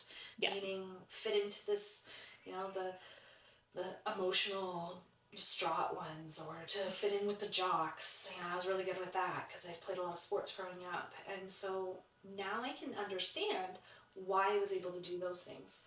I can also understand why, because of some of the aspects of my chart, that I'm here to do the work that I'm here to do, and why it was so important for me to understand the concepts of relationships, to be able to put structures in that were serving through the lens of the truth, and what does the truth really represent. And then the wounding. All of us come in with wounding in our life. And mine is really a lot to do with what do I value, and in the house of siblings and communication. So go figure, my husband would tell me after reading The Divine Purpose, what am I good at? And he's like, talking. Like, I couldn't even get the question mark out of that. I just wanted to be insulted, but I was like, okay, I'm going to figure out how to get paid for that. And right. So, I've been on a lot of different stages throughout the world of being able to teach and educate and being able to come from that place. And so when it comes to astrology also, I have a Sun and Mars conjunction in my house of community. And so now I know and I understand why I can go into a room, be a bright light, and be like, what the fuck are we going to do about it? Yeah. Let's go. Let's do the thing. And being able to own that a little bit more. Where when I was growing up, I was like, you're the bossy one, and you're the one that's like trying to be the know-it-all. And I was like, well, actually, there's an eldership in me innately. And now I just had to learn how to dial it back. So I actually picked up the phone with my mom and I said, I finally figured out why my sister and I are so different. And it's because she's a very, in the basement, like a very much introverted chart, where I'm an extreme extrovert, where it's like the emotions are big, the voice is big, the space is big, like I'm here as a bulldozer. And so it's really helped me to see, oh, that power's good. Yes. But how do you now hone it in a way that you can deliver value without being a bulldozer? Because nobody needs that. I mean, we do to a certain extent, but it's like you use the bulldozer once and you don't go back and re-excavate again, right? And it's like using that power again to lift people up instead of shoving them down to make room for you. It's like we can build this platform up. It's not just one platform. It's not one stage. It's like there's room for everybody. And so it's like embracing, like teaching them to speak up. And yeah, that's great. So there is so much with astrology. So much. How do you keep so much of it in your head, like straight? That's a good question. Because I started to live and breathe it a few years ago, and being able to understand it through the analogies that came to me. So when I look at astrology, and when I teach my students, I explain to them, we're all sitting at the dinner table. But what happens in these 12 positions that are at the dinner table is they start to shift and move and take on a different persona, each seating place. And then that table setting is set for a specific persona called the zodiac. And then it's expressed through different essence, and that's our house system. And so that part, I really started to separate it in my own head, and I just really gave myself time. You know, even when I do chart readings, I still, like a doctor, I pull books off my shelf in my office, and I'll just take my time with it. So really, to answer your question on how do I keep so much of it in my head, is because it's just part of who I am now. I've accepted the fact that we are from the cosmos and that we are an expression of it, and let it be. It's so funny. I literally just, like, this month, I was doing a full moon ritual. And I felt so silly because I've been following the moon for, like, the moon cycle for years. I know basic astrology, like, well, I would say a little bit more than basic, but I follow the signs with the moon and all of this. And it wasn't until literally, like, a couple weeks ago that I realized that, like, when it's the new moon, it's whatever sign is in the sun at the moment. And then when it's the full moon, it's like the opposite side of the wheel. And I was like, oh, weird. Like, that's so crazy that it lines up right now that we're in like Sag season and it's like a Gemini a full moon. And I was just like, oh, crazy. They're on opposite sides. I'm like, oh, weird. And then I looked at like in January and I was like, oh, I know that Leo's opposite Aquarius, and looking more, I'm like, oh, this is going to be an interesting year. And then I was like, wait a minute, Janine. And I went back like 4 years in the calendar to just double check. And I'm like, no, it's always like this. Wow. Like, why did you not notice? I don't know. But it was like, yeah, it's just so funny because I'm like, it's not like this information. You've had these two puzzle pieces that for some reason I could never, every single month I would look up what full moon it was. And I was like, and what new moon? And I never pieced together. Well, that's something that I want to bring forward is that all nations follow the sky and follow the moon and have their own stories behind it. Yeah. Which just for me is so heartwarming because this shows me that somewhere, at some point, humanity is really going to evolve and elevate themselves and say, oh gosh, we really are all one. speaking a different message, but having the same meaning that we are a part of nature. Yeah. And we're here to collaborate. We're here to connect. We're here to create value for others to be involved with. I don't want to say consume, but in some aspects, Yeah. So, also with all of that, there was... Okay, are there any resources you would suggest for anyone starting their astrology journey to like learn more without getting super overwhelmed with the amount of information? Well, yeah, we have an educational download, of course, that you can download off of our Etsy page. I think in the show notes, my link tree will be there, so they can go to that. So yeah, that is something super easy to do. Of course, you can, find YouTube channels, all of those things for sure. But if, you want to just print something off, make it really simple, I would say start there. Perfect. Okay. And also, including on that, when I was going through like the ESP wellness site and stuff, so you have this amazing breakdown of this course that you offer your clients and stuff like that. Tell me more. What does it involve? What's it for? Who's it for? Yeah, well, when it comes to parenting, we don't really get given a manual, but we have one, like as you hinted at, we have one inside of ourselves, just like our children do.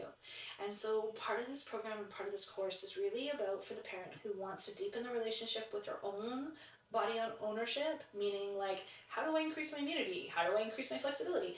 What do I do in those stressful moments? Because, whatever vices you are using, maybe they are in a situation of being controlled, but maybe they're not. Yeah.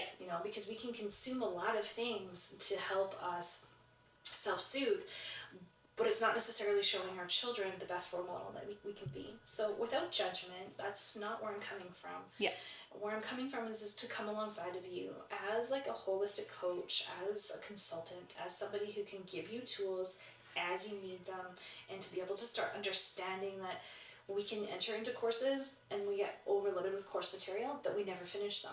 Yes. So when I developed this program, it's really about where is your basic knowledge already? What things are you already doing for stress management? How are you taking care of your body? And then really starting to put into understanding how muscle testing works. Yep.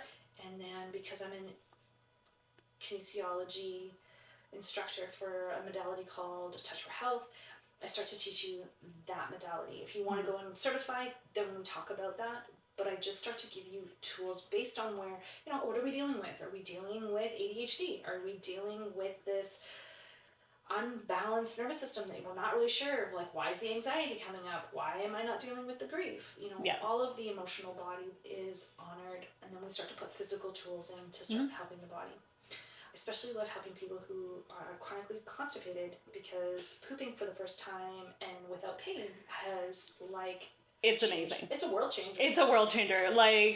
If you have hemorrhoids or anything, you're like that, you're like, oh my God, it didn't hurt. Yeah. Incredible.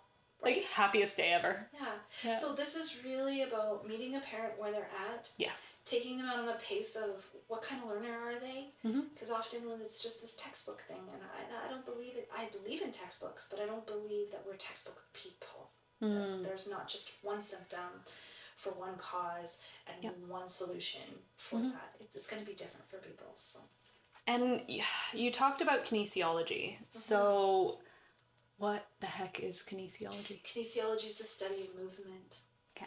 And being able to say, we have specific muscles that we test. So this is different than saying going to see a kinesiologist. That is done on more of a clinical and institutional way. For me, I went the holistic route, where we're actually looking to see with 2 inches, just this much, with 2 pounds of pressure, which is very, very little, and holding that for 2 seconds. So there's specific muscles in the body that will help tell us the story of what's happening.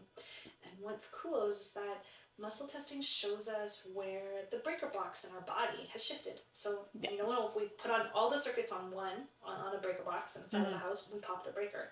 stress does that in ourselves. Yeah. So one of the things that we do is we teach muscle testing to see what exactly is happening with the stomach energy. How are we bringing information in, and how are we storing it and distributing it, as opposed to not being able to do it when we're in overwhelm or we have issues where we're not retaining information. So we want to check that muscle and see what's happening. So depending on what's happening with the person, then we start to look at also even movement. How much can I do this movement? Yeah. How much range of motion do I have? And through those 42 muscles that we can test and look at, then we start to get a picture of what's happening. Often, after a balance session, switches get switched back on. The brain clears up. Yeah. Mobility comes and shifts. And one of my most favorite clients right now, she's like 78, and she's like, I can do this now. Yeah. And then she's like, those tools you're teaching me, they really work. Yeah.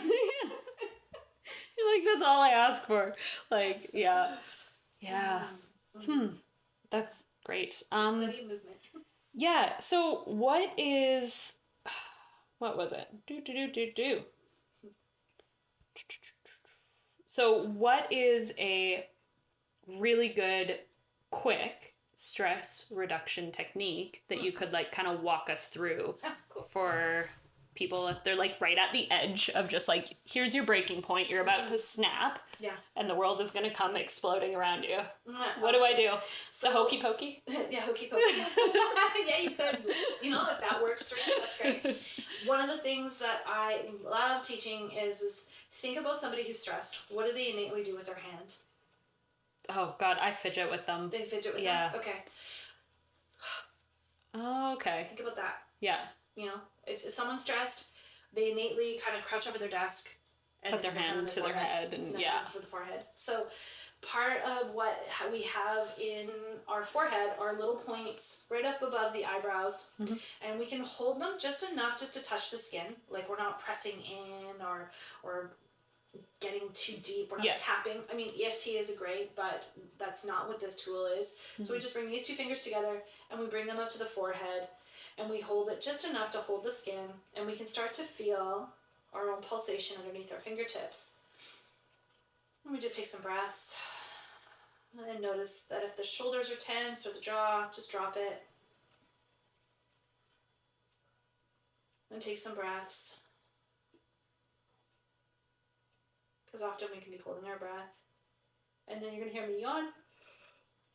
Sometimes that's a transition for people.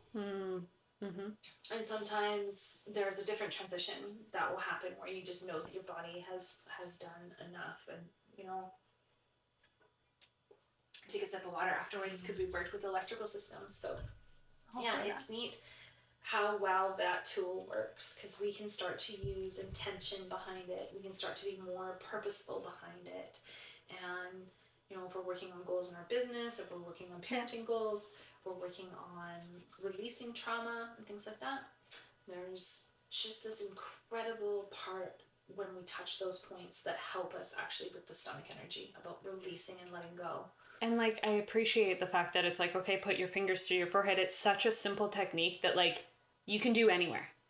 And like, again, I love the tapping, but sometimes when I'm sitting there, like if I'm in the washroom trying to like get away from everybody, and like say you're in a public bathroom trying to have a moment to like calm yourself down, if like people can hear things, and then it makes me stress out more that somebody's going to hear me calming myself down. And so doing something like that, no one's going to hear it. No. And so it's just like, okay, I can do this. I can do it in the car. I can do it like anywhere, and not be like scared someone's gonna hear me, and like all of a sudden me come out of the bathroom and then be like, what were you doing? What are you doing in there? You sound... And it's amazing the more that we start to use it, how effective it becomes. Yes. So we can bring energy in, we can take energy out. Again, it's just this simple way. If you feel like also like you want to hold the back of your head and hold it like this, you can.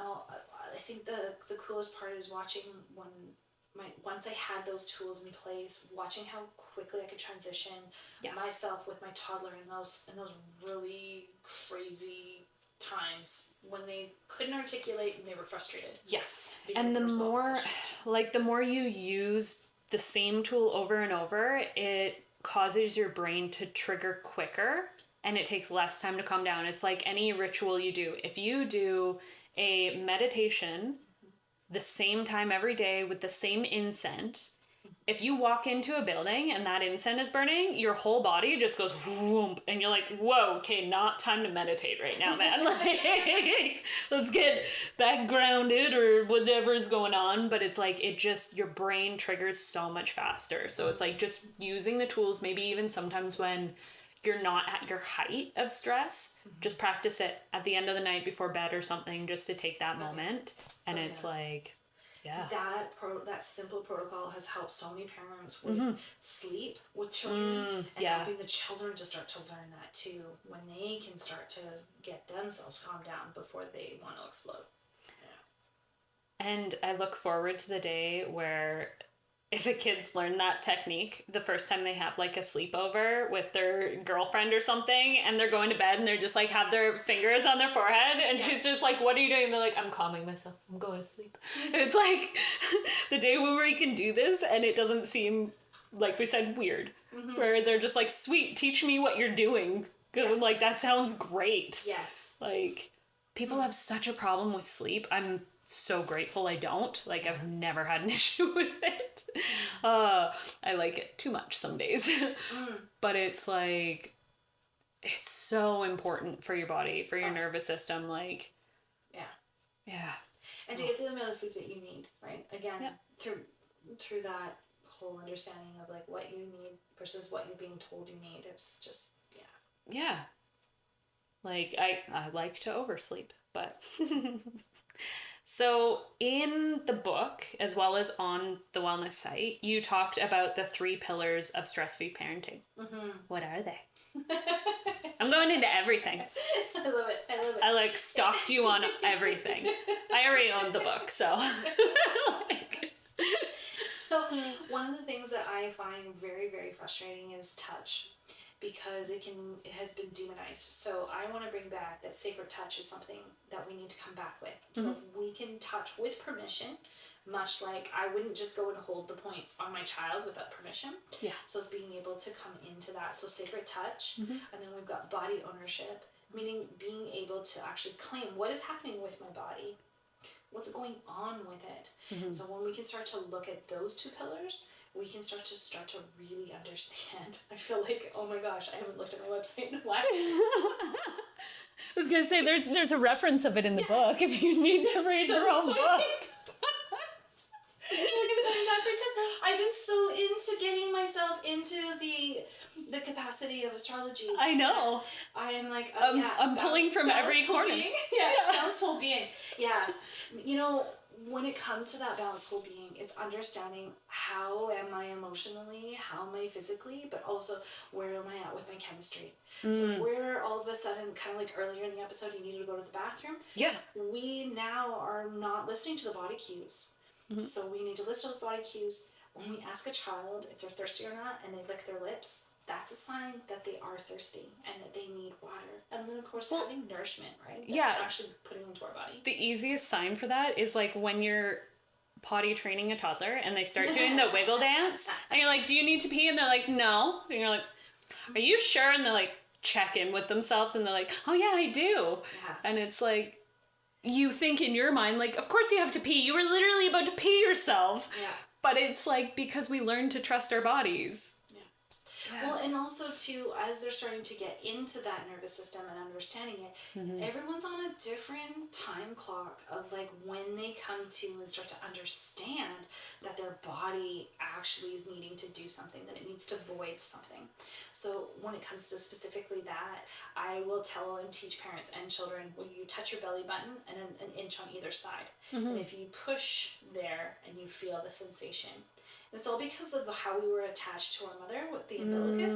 Is there's still muscle memory and nerve endings there that remind us, and it's all interconnected, right? So that's why when my dog lays on my stomach, I want to like throw them off because I'm like, oh my god, now I need to pee. I was fine a second ago, and then all of a sudden you're like, oh, I'm comfortable. Like, oh, I'm sorry. Yeah. Absolutely. Well, and there's the pressure as soon as it comes there is still connected to the bladder. Yeah. Which is kind of cool. Yeah. It's kind of weird, but kind of cool. Right. Yeah, because everything came in and out of that, which is right.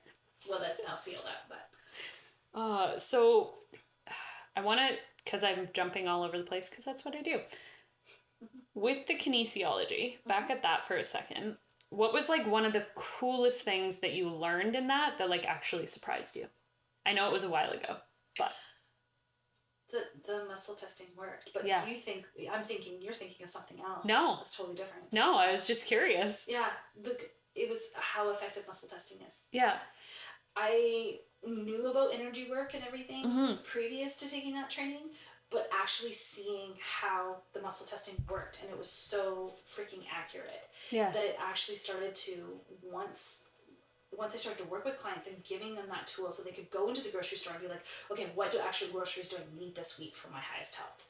And then they could go in and pick and choose. I even incorporated in drumming. There's not a moment where I don't rely on muscle testing. Yeah. Well, yeah, especially with that though, like listening to your body when it comes to food. Like I live a lot with the seasons. I didn't realize how much until like I particularly hyper focus on food. I am not a super, like Dan likes a pretty plate. He likes a perfect presentation. I just like it slapped on a damn plate. I just eat for food. But I found like in the morning during the summertime, I was having like yogurt and fruit and a bagel, and I bulk bought yogurt because it was on sale. And honestly, a bunch of it went bad. And I was like, why do I not want to eat this right now? And then I was back to craving like hash browns and eggs and like cooked spinach and like all of this warm food. I'm like, because the season changed. Why do I want to eat cold food when it's cold? My body's craving warmth. And I was like, okay, so just don't beat myself up about it, but realize that that shift happens. And I didn't realize how much my brain would just do it automatically now. Yeah, it's huge. So one of the things that we do in our monthly class that we teach for free is we start to talk about the season before it comes, so that we can start to ground ourselves into what is coming in for the energy, and not necessarily treat in a medical sense, but start to treat ourselves. Okay, wait, the season is going to change, so what do I need to do now to welcome in the season, even 2 or 3 seasons coming up ahead? And I'm speaking about astrology seasons, not quarterly turns. So coming into the quarterly turns, right now when we're recording this, we're a couple weeks out for winter. So what we need to start doing is we actually start to need to already think about what does my body need for winter and start making those transitions.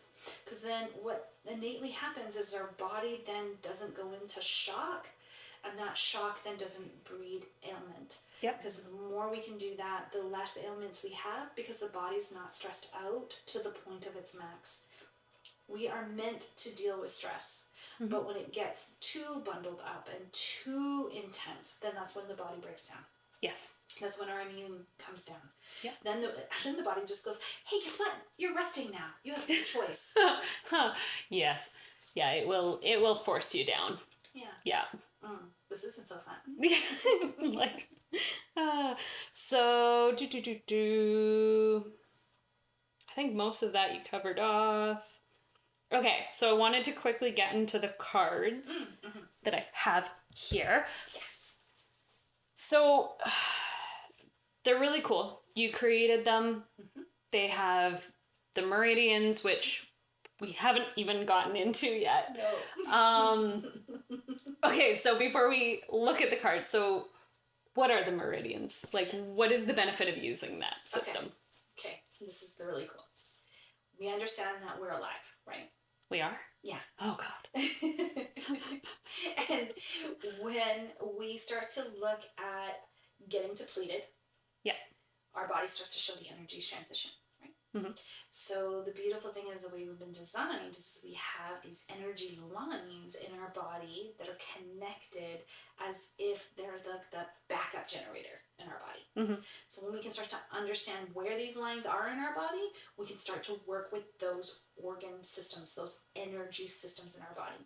So the more we can trace the lines, we can flush them, we can massage them, having a sense of touch with them as much as possible, those energy meridian lines then get rejuvenated. So we can start to then take care of the backup system. Does that help? Yes. So how do you use the cards? Because they're not like your regular tarot, oracle. Well, they can be. I use them that way personally, but that's just because I'm very comfortable with oracle. That's developed over time. Yes. Because originally why they were made was because I didn't want to hold my textbook to study where they stop and where they end. Yes. So part of that was that I needed a flashcard because I'm a kinesthetic learner and I needed something.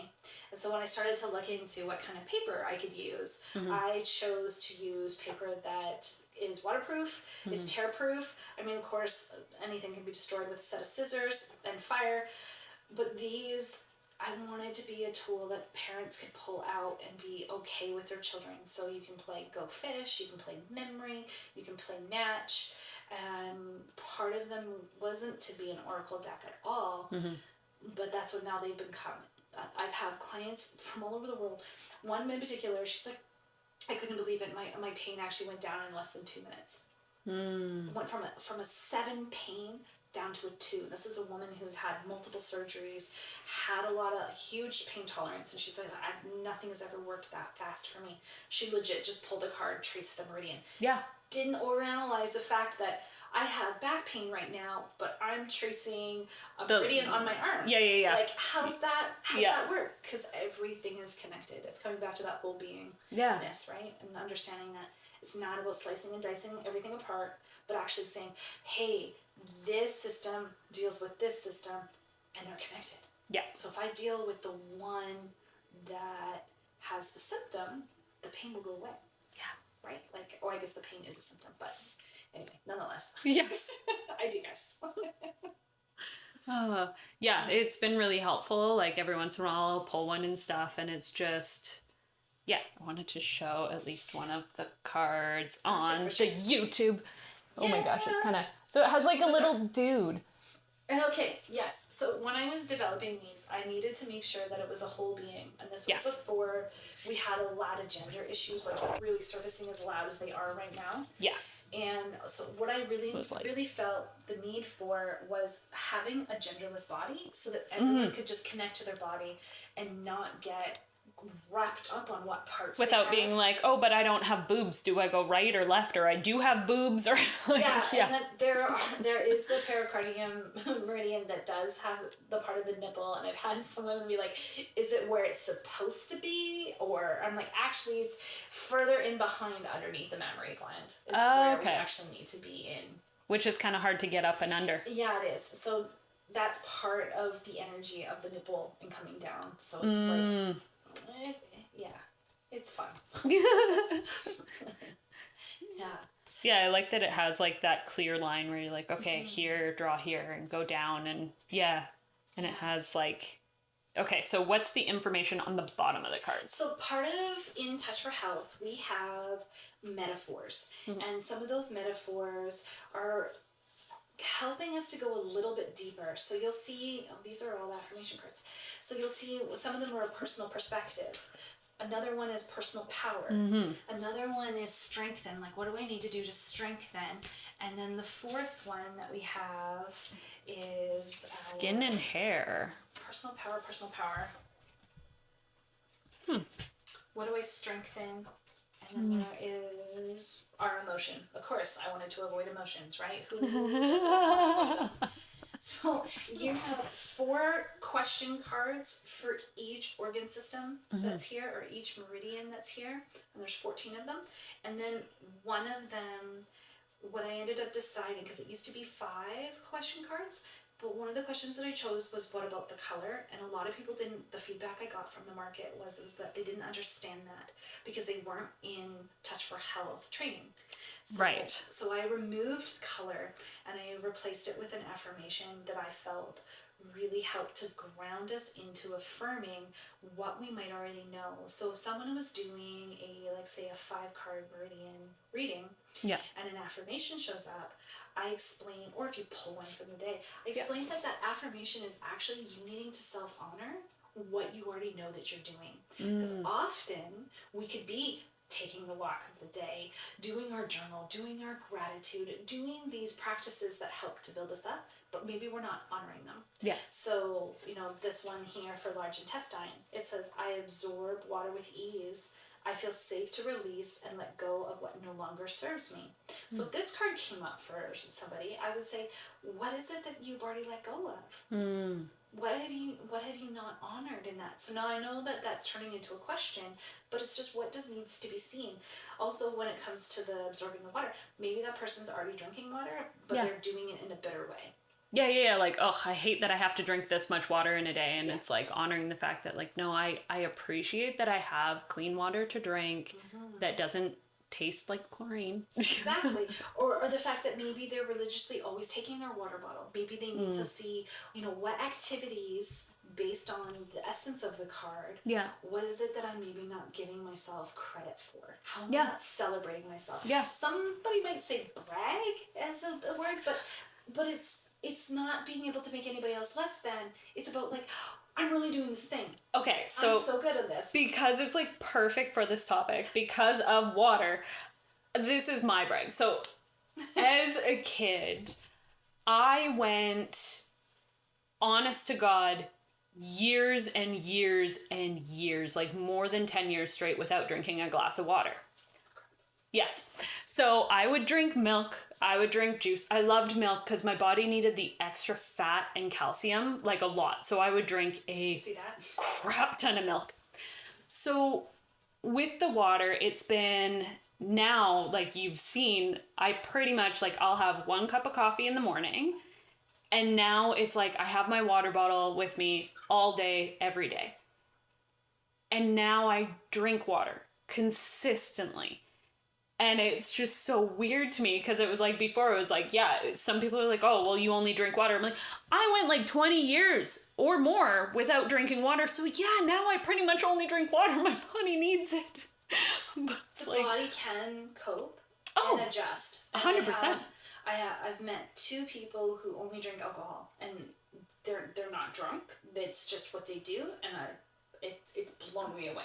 Yeah. I'm not recommending that by any means, but the body does adapt and it finds what it needs. For sure. And it was like crazy every time I'd hear people be like, you have to drink water. I'm like, well, no, there's water in things you eat and in things you drink. So it's not like I wasn't getting any water, but I never, ever would have water unless it was like melted ice in a cup and I'd drink it for a second and I was like, oh, this is fucking horrible. Like...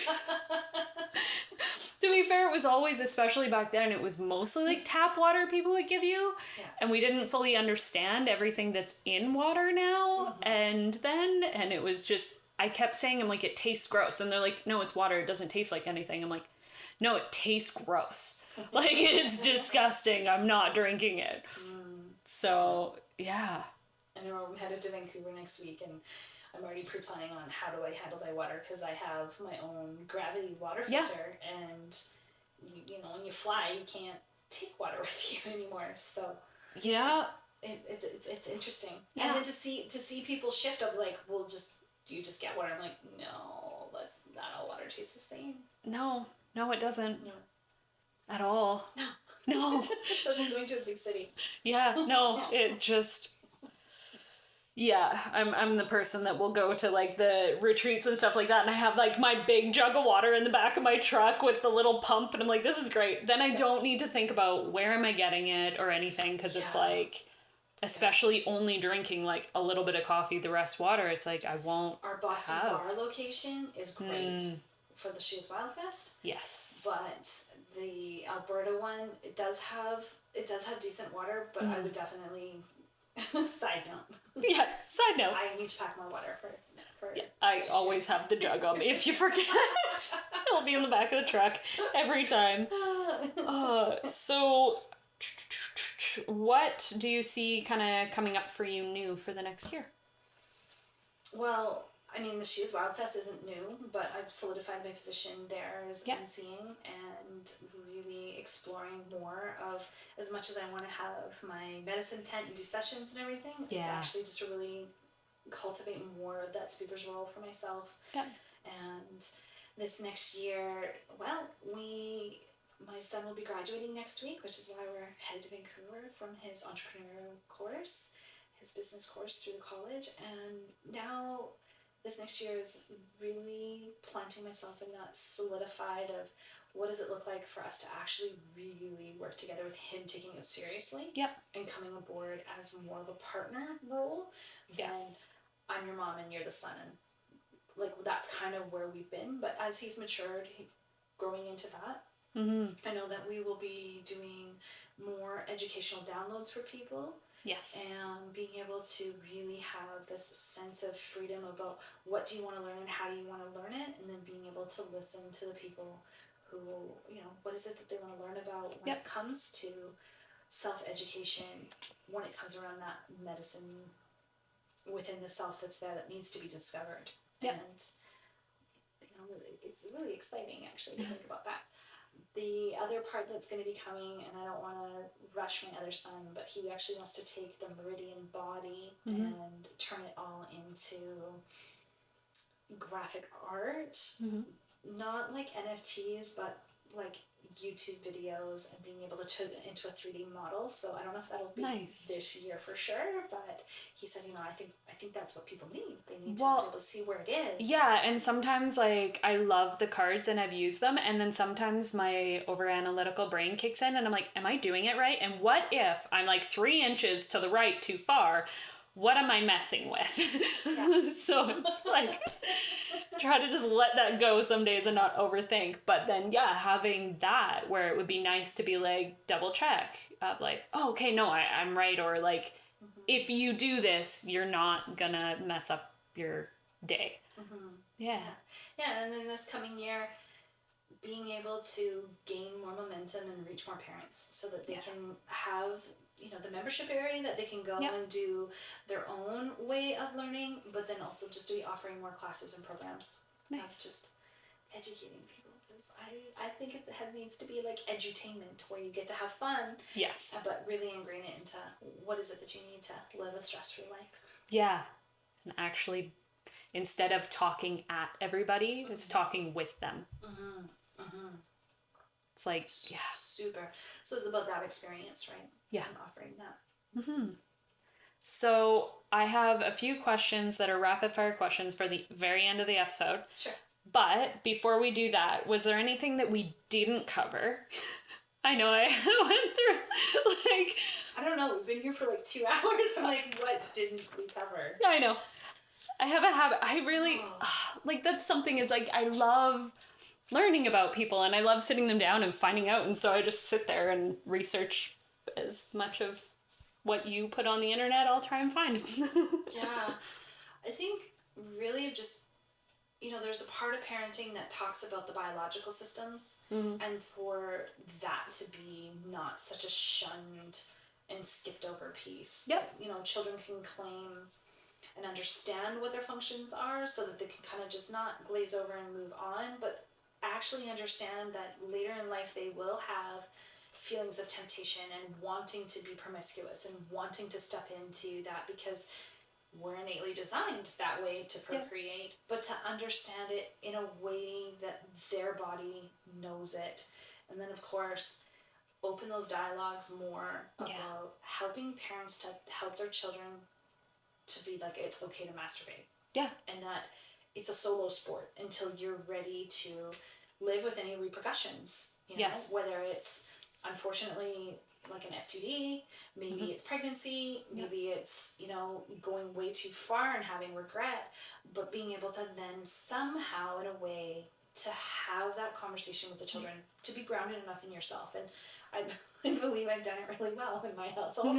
But at the same token, if you can't do it with your children, to have those conversations, meaning then to find and reach out for the support that you need to be able to move past those parts.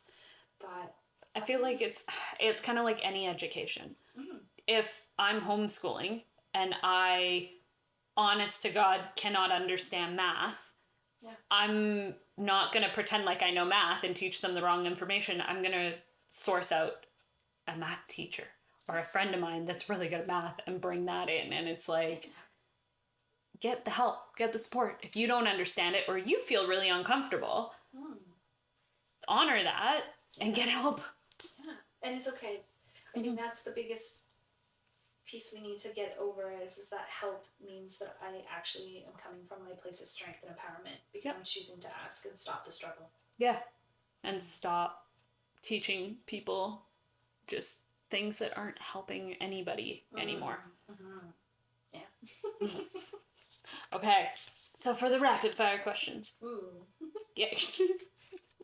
Okay, would you rather watch a movie or read a book? Read a book.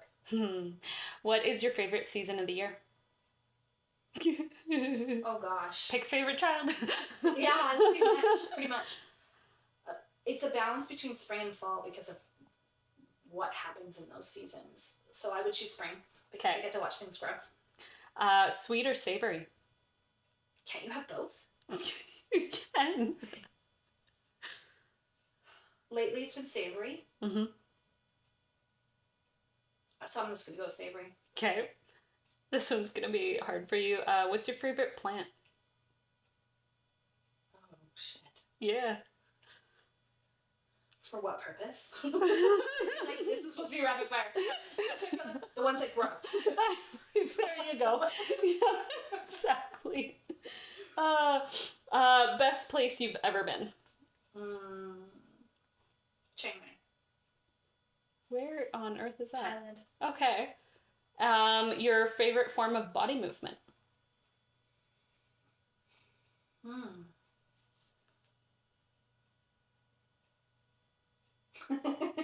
This is supposed to be rapid fire and I'm staring off into space. I'm like, that's a good one. My favorite type of body movement. I would just say static dance. Because that's just the letting the innate kinesiology of your body, trusting what your body needs to move. Yeah. Your preferred way to manage stress and overwhelm? Oh, of course, my Touch for Health tools. Yeah. Favorite type of music? Well, according to Spotify, I listen to 36 genres. Yeah, thank you, Spotify. Happy music. Yeah. So this one is your best, or like the best mythical creature, but the word mythical in this is kind of like loose. Oh. What most people would consider mythical, but not all of my friends consider them mythical. You know what I mean? Yeah. Yeah. My favorite creature? Yeah, you're like the best mythical creature. Is it the one that I designed and created? If it wants to be, sure. This has actually been a hot topic in our household. It's like, Zephyr's like, so Zena, if you were able to take any quality from an animal, what would you do? She's like, fly, I want to be a bird. And he's like, I want to be a lizard. And she's like, why? Because I could regenerate myself. So she's like, so you could eat your limbs and not starve? Oh, that's perfect. So somewhere between a lizard and a bird. Okay. So a combination of a lizard so bird. I could fly and I could regenerate myself. I'm trying to think if there are any that are a combo of a lizard. There's cats and birds. There's horses and birds. Yeah. Dragons would be your bird and your lizard. Yeah. But do dragons regenerate themselves? I guess it depends on what kind of dragon it is. It's a magical dragon. So it's a regenerating, fire-breathing dragon. That has the ability to regenerate teeth, too. I'd like that. That would be lovely. Yeah, I was born without 2 teeth. So. Huh. Yeah, I'd really like to have them. Just randomly one day they just grow back. All of a sudden do a bunch of energy work and your teeth just grow. It'd be great. Wouldn't it? Okay, and sorry, dentists. Right. Sorry. And one of your greatest accomplishments so far.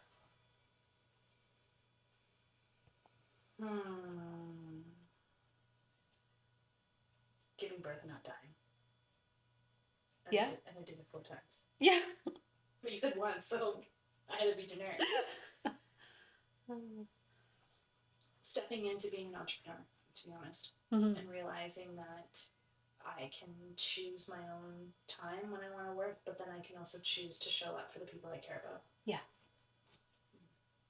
So then, yeah, basically that's all the rapid fire. So what's the best way for everyone to reach you? Oh, just tap the link tree. Yeah. That's down there because it'll tell you when our next class is. You know, we do have, because we want to come from that place of being accessible, knowing that not everybody can afford to work with us, we put a certain amount of 30-minute blocks in our calendar. So Zane and I both have that. You'll be able to find that if you want to book a complimentary session, because we like to do that for people.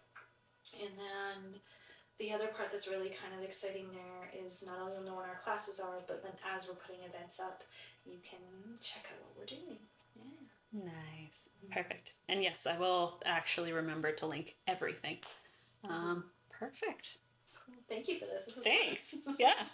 I know. I'm excited. Awesome. All right. Bye. Bye. Thanks again to Rochelle McFarlane for joining me on this week's episode. To find more from Rochelle, you can find her on Facebook and Instagram at ESP Parent, or Facebook and Instagram at The Energetic Brew.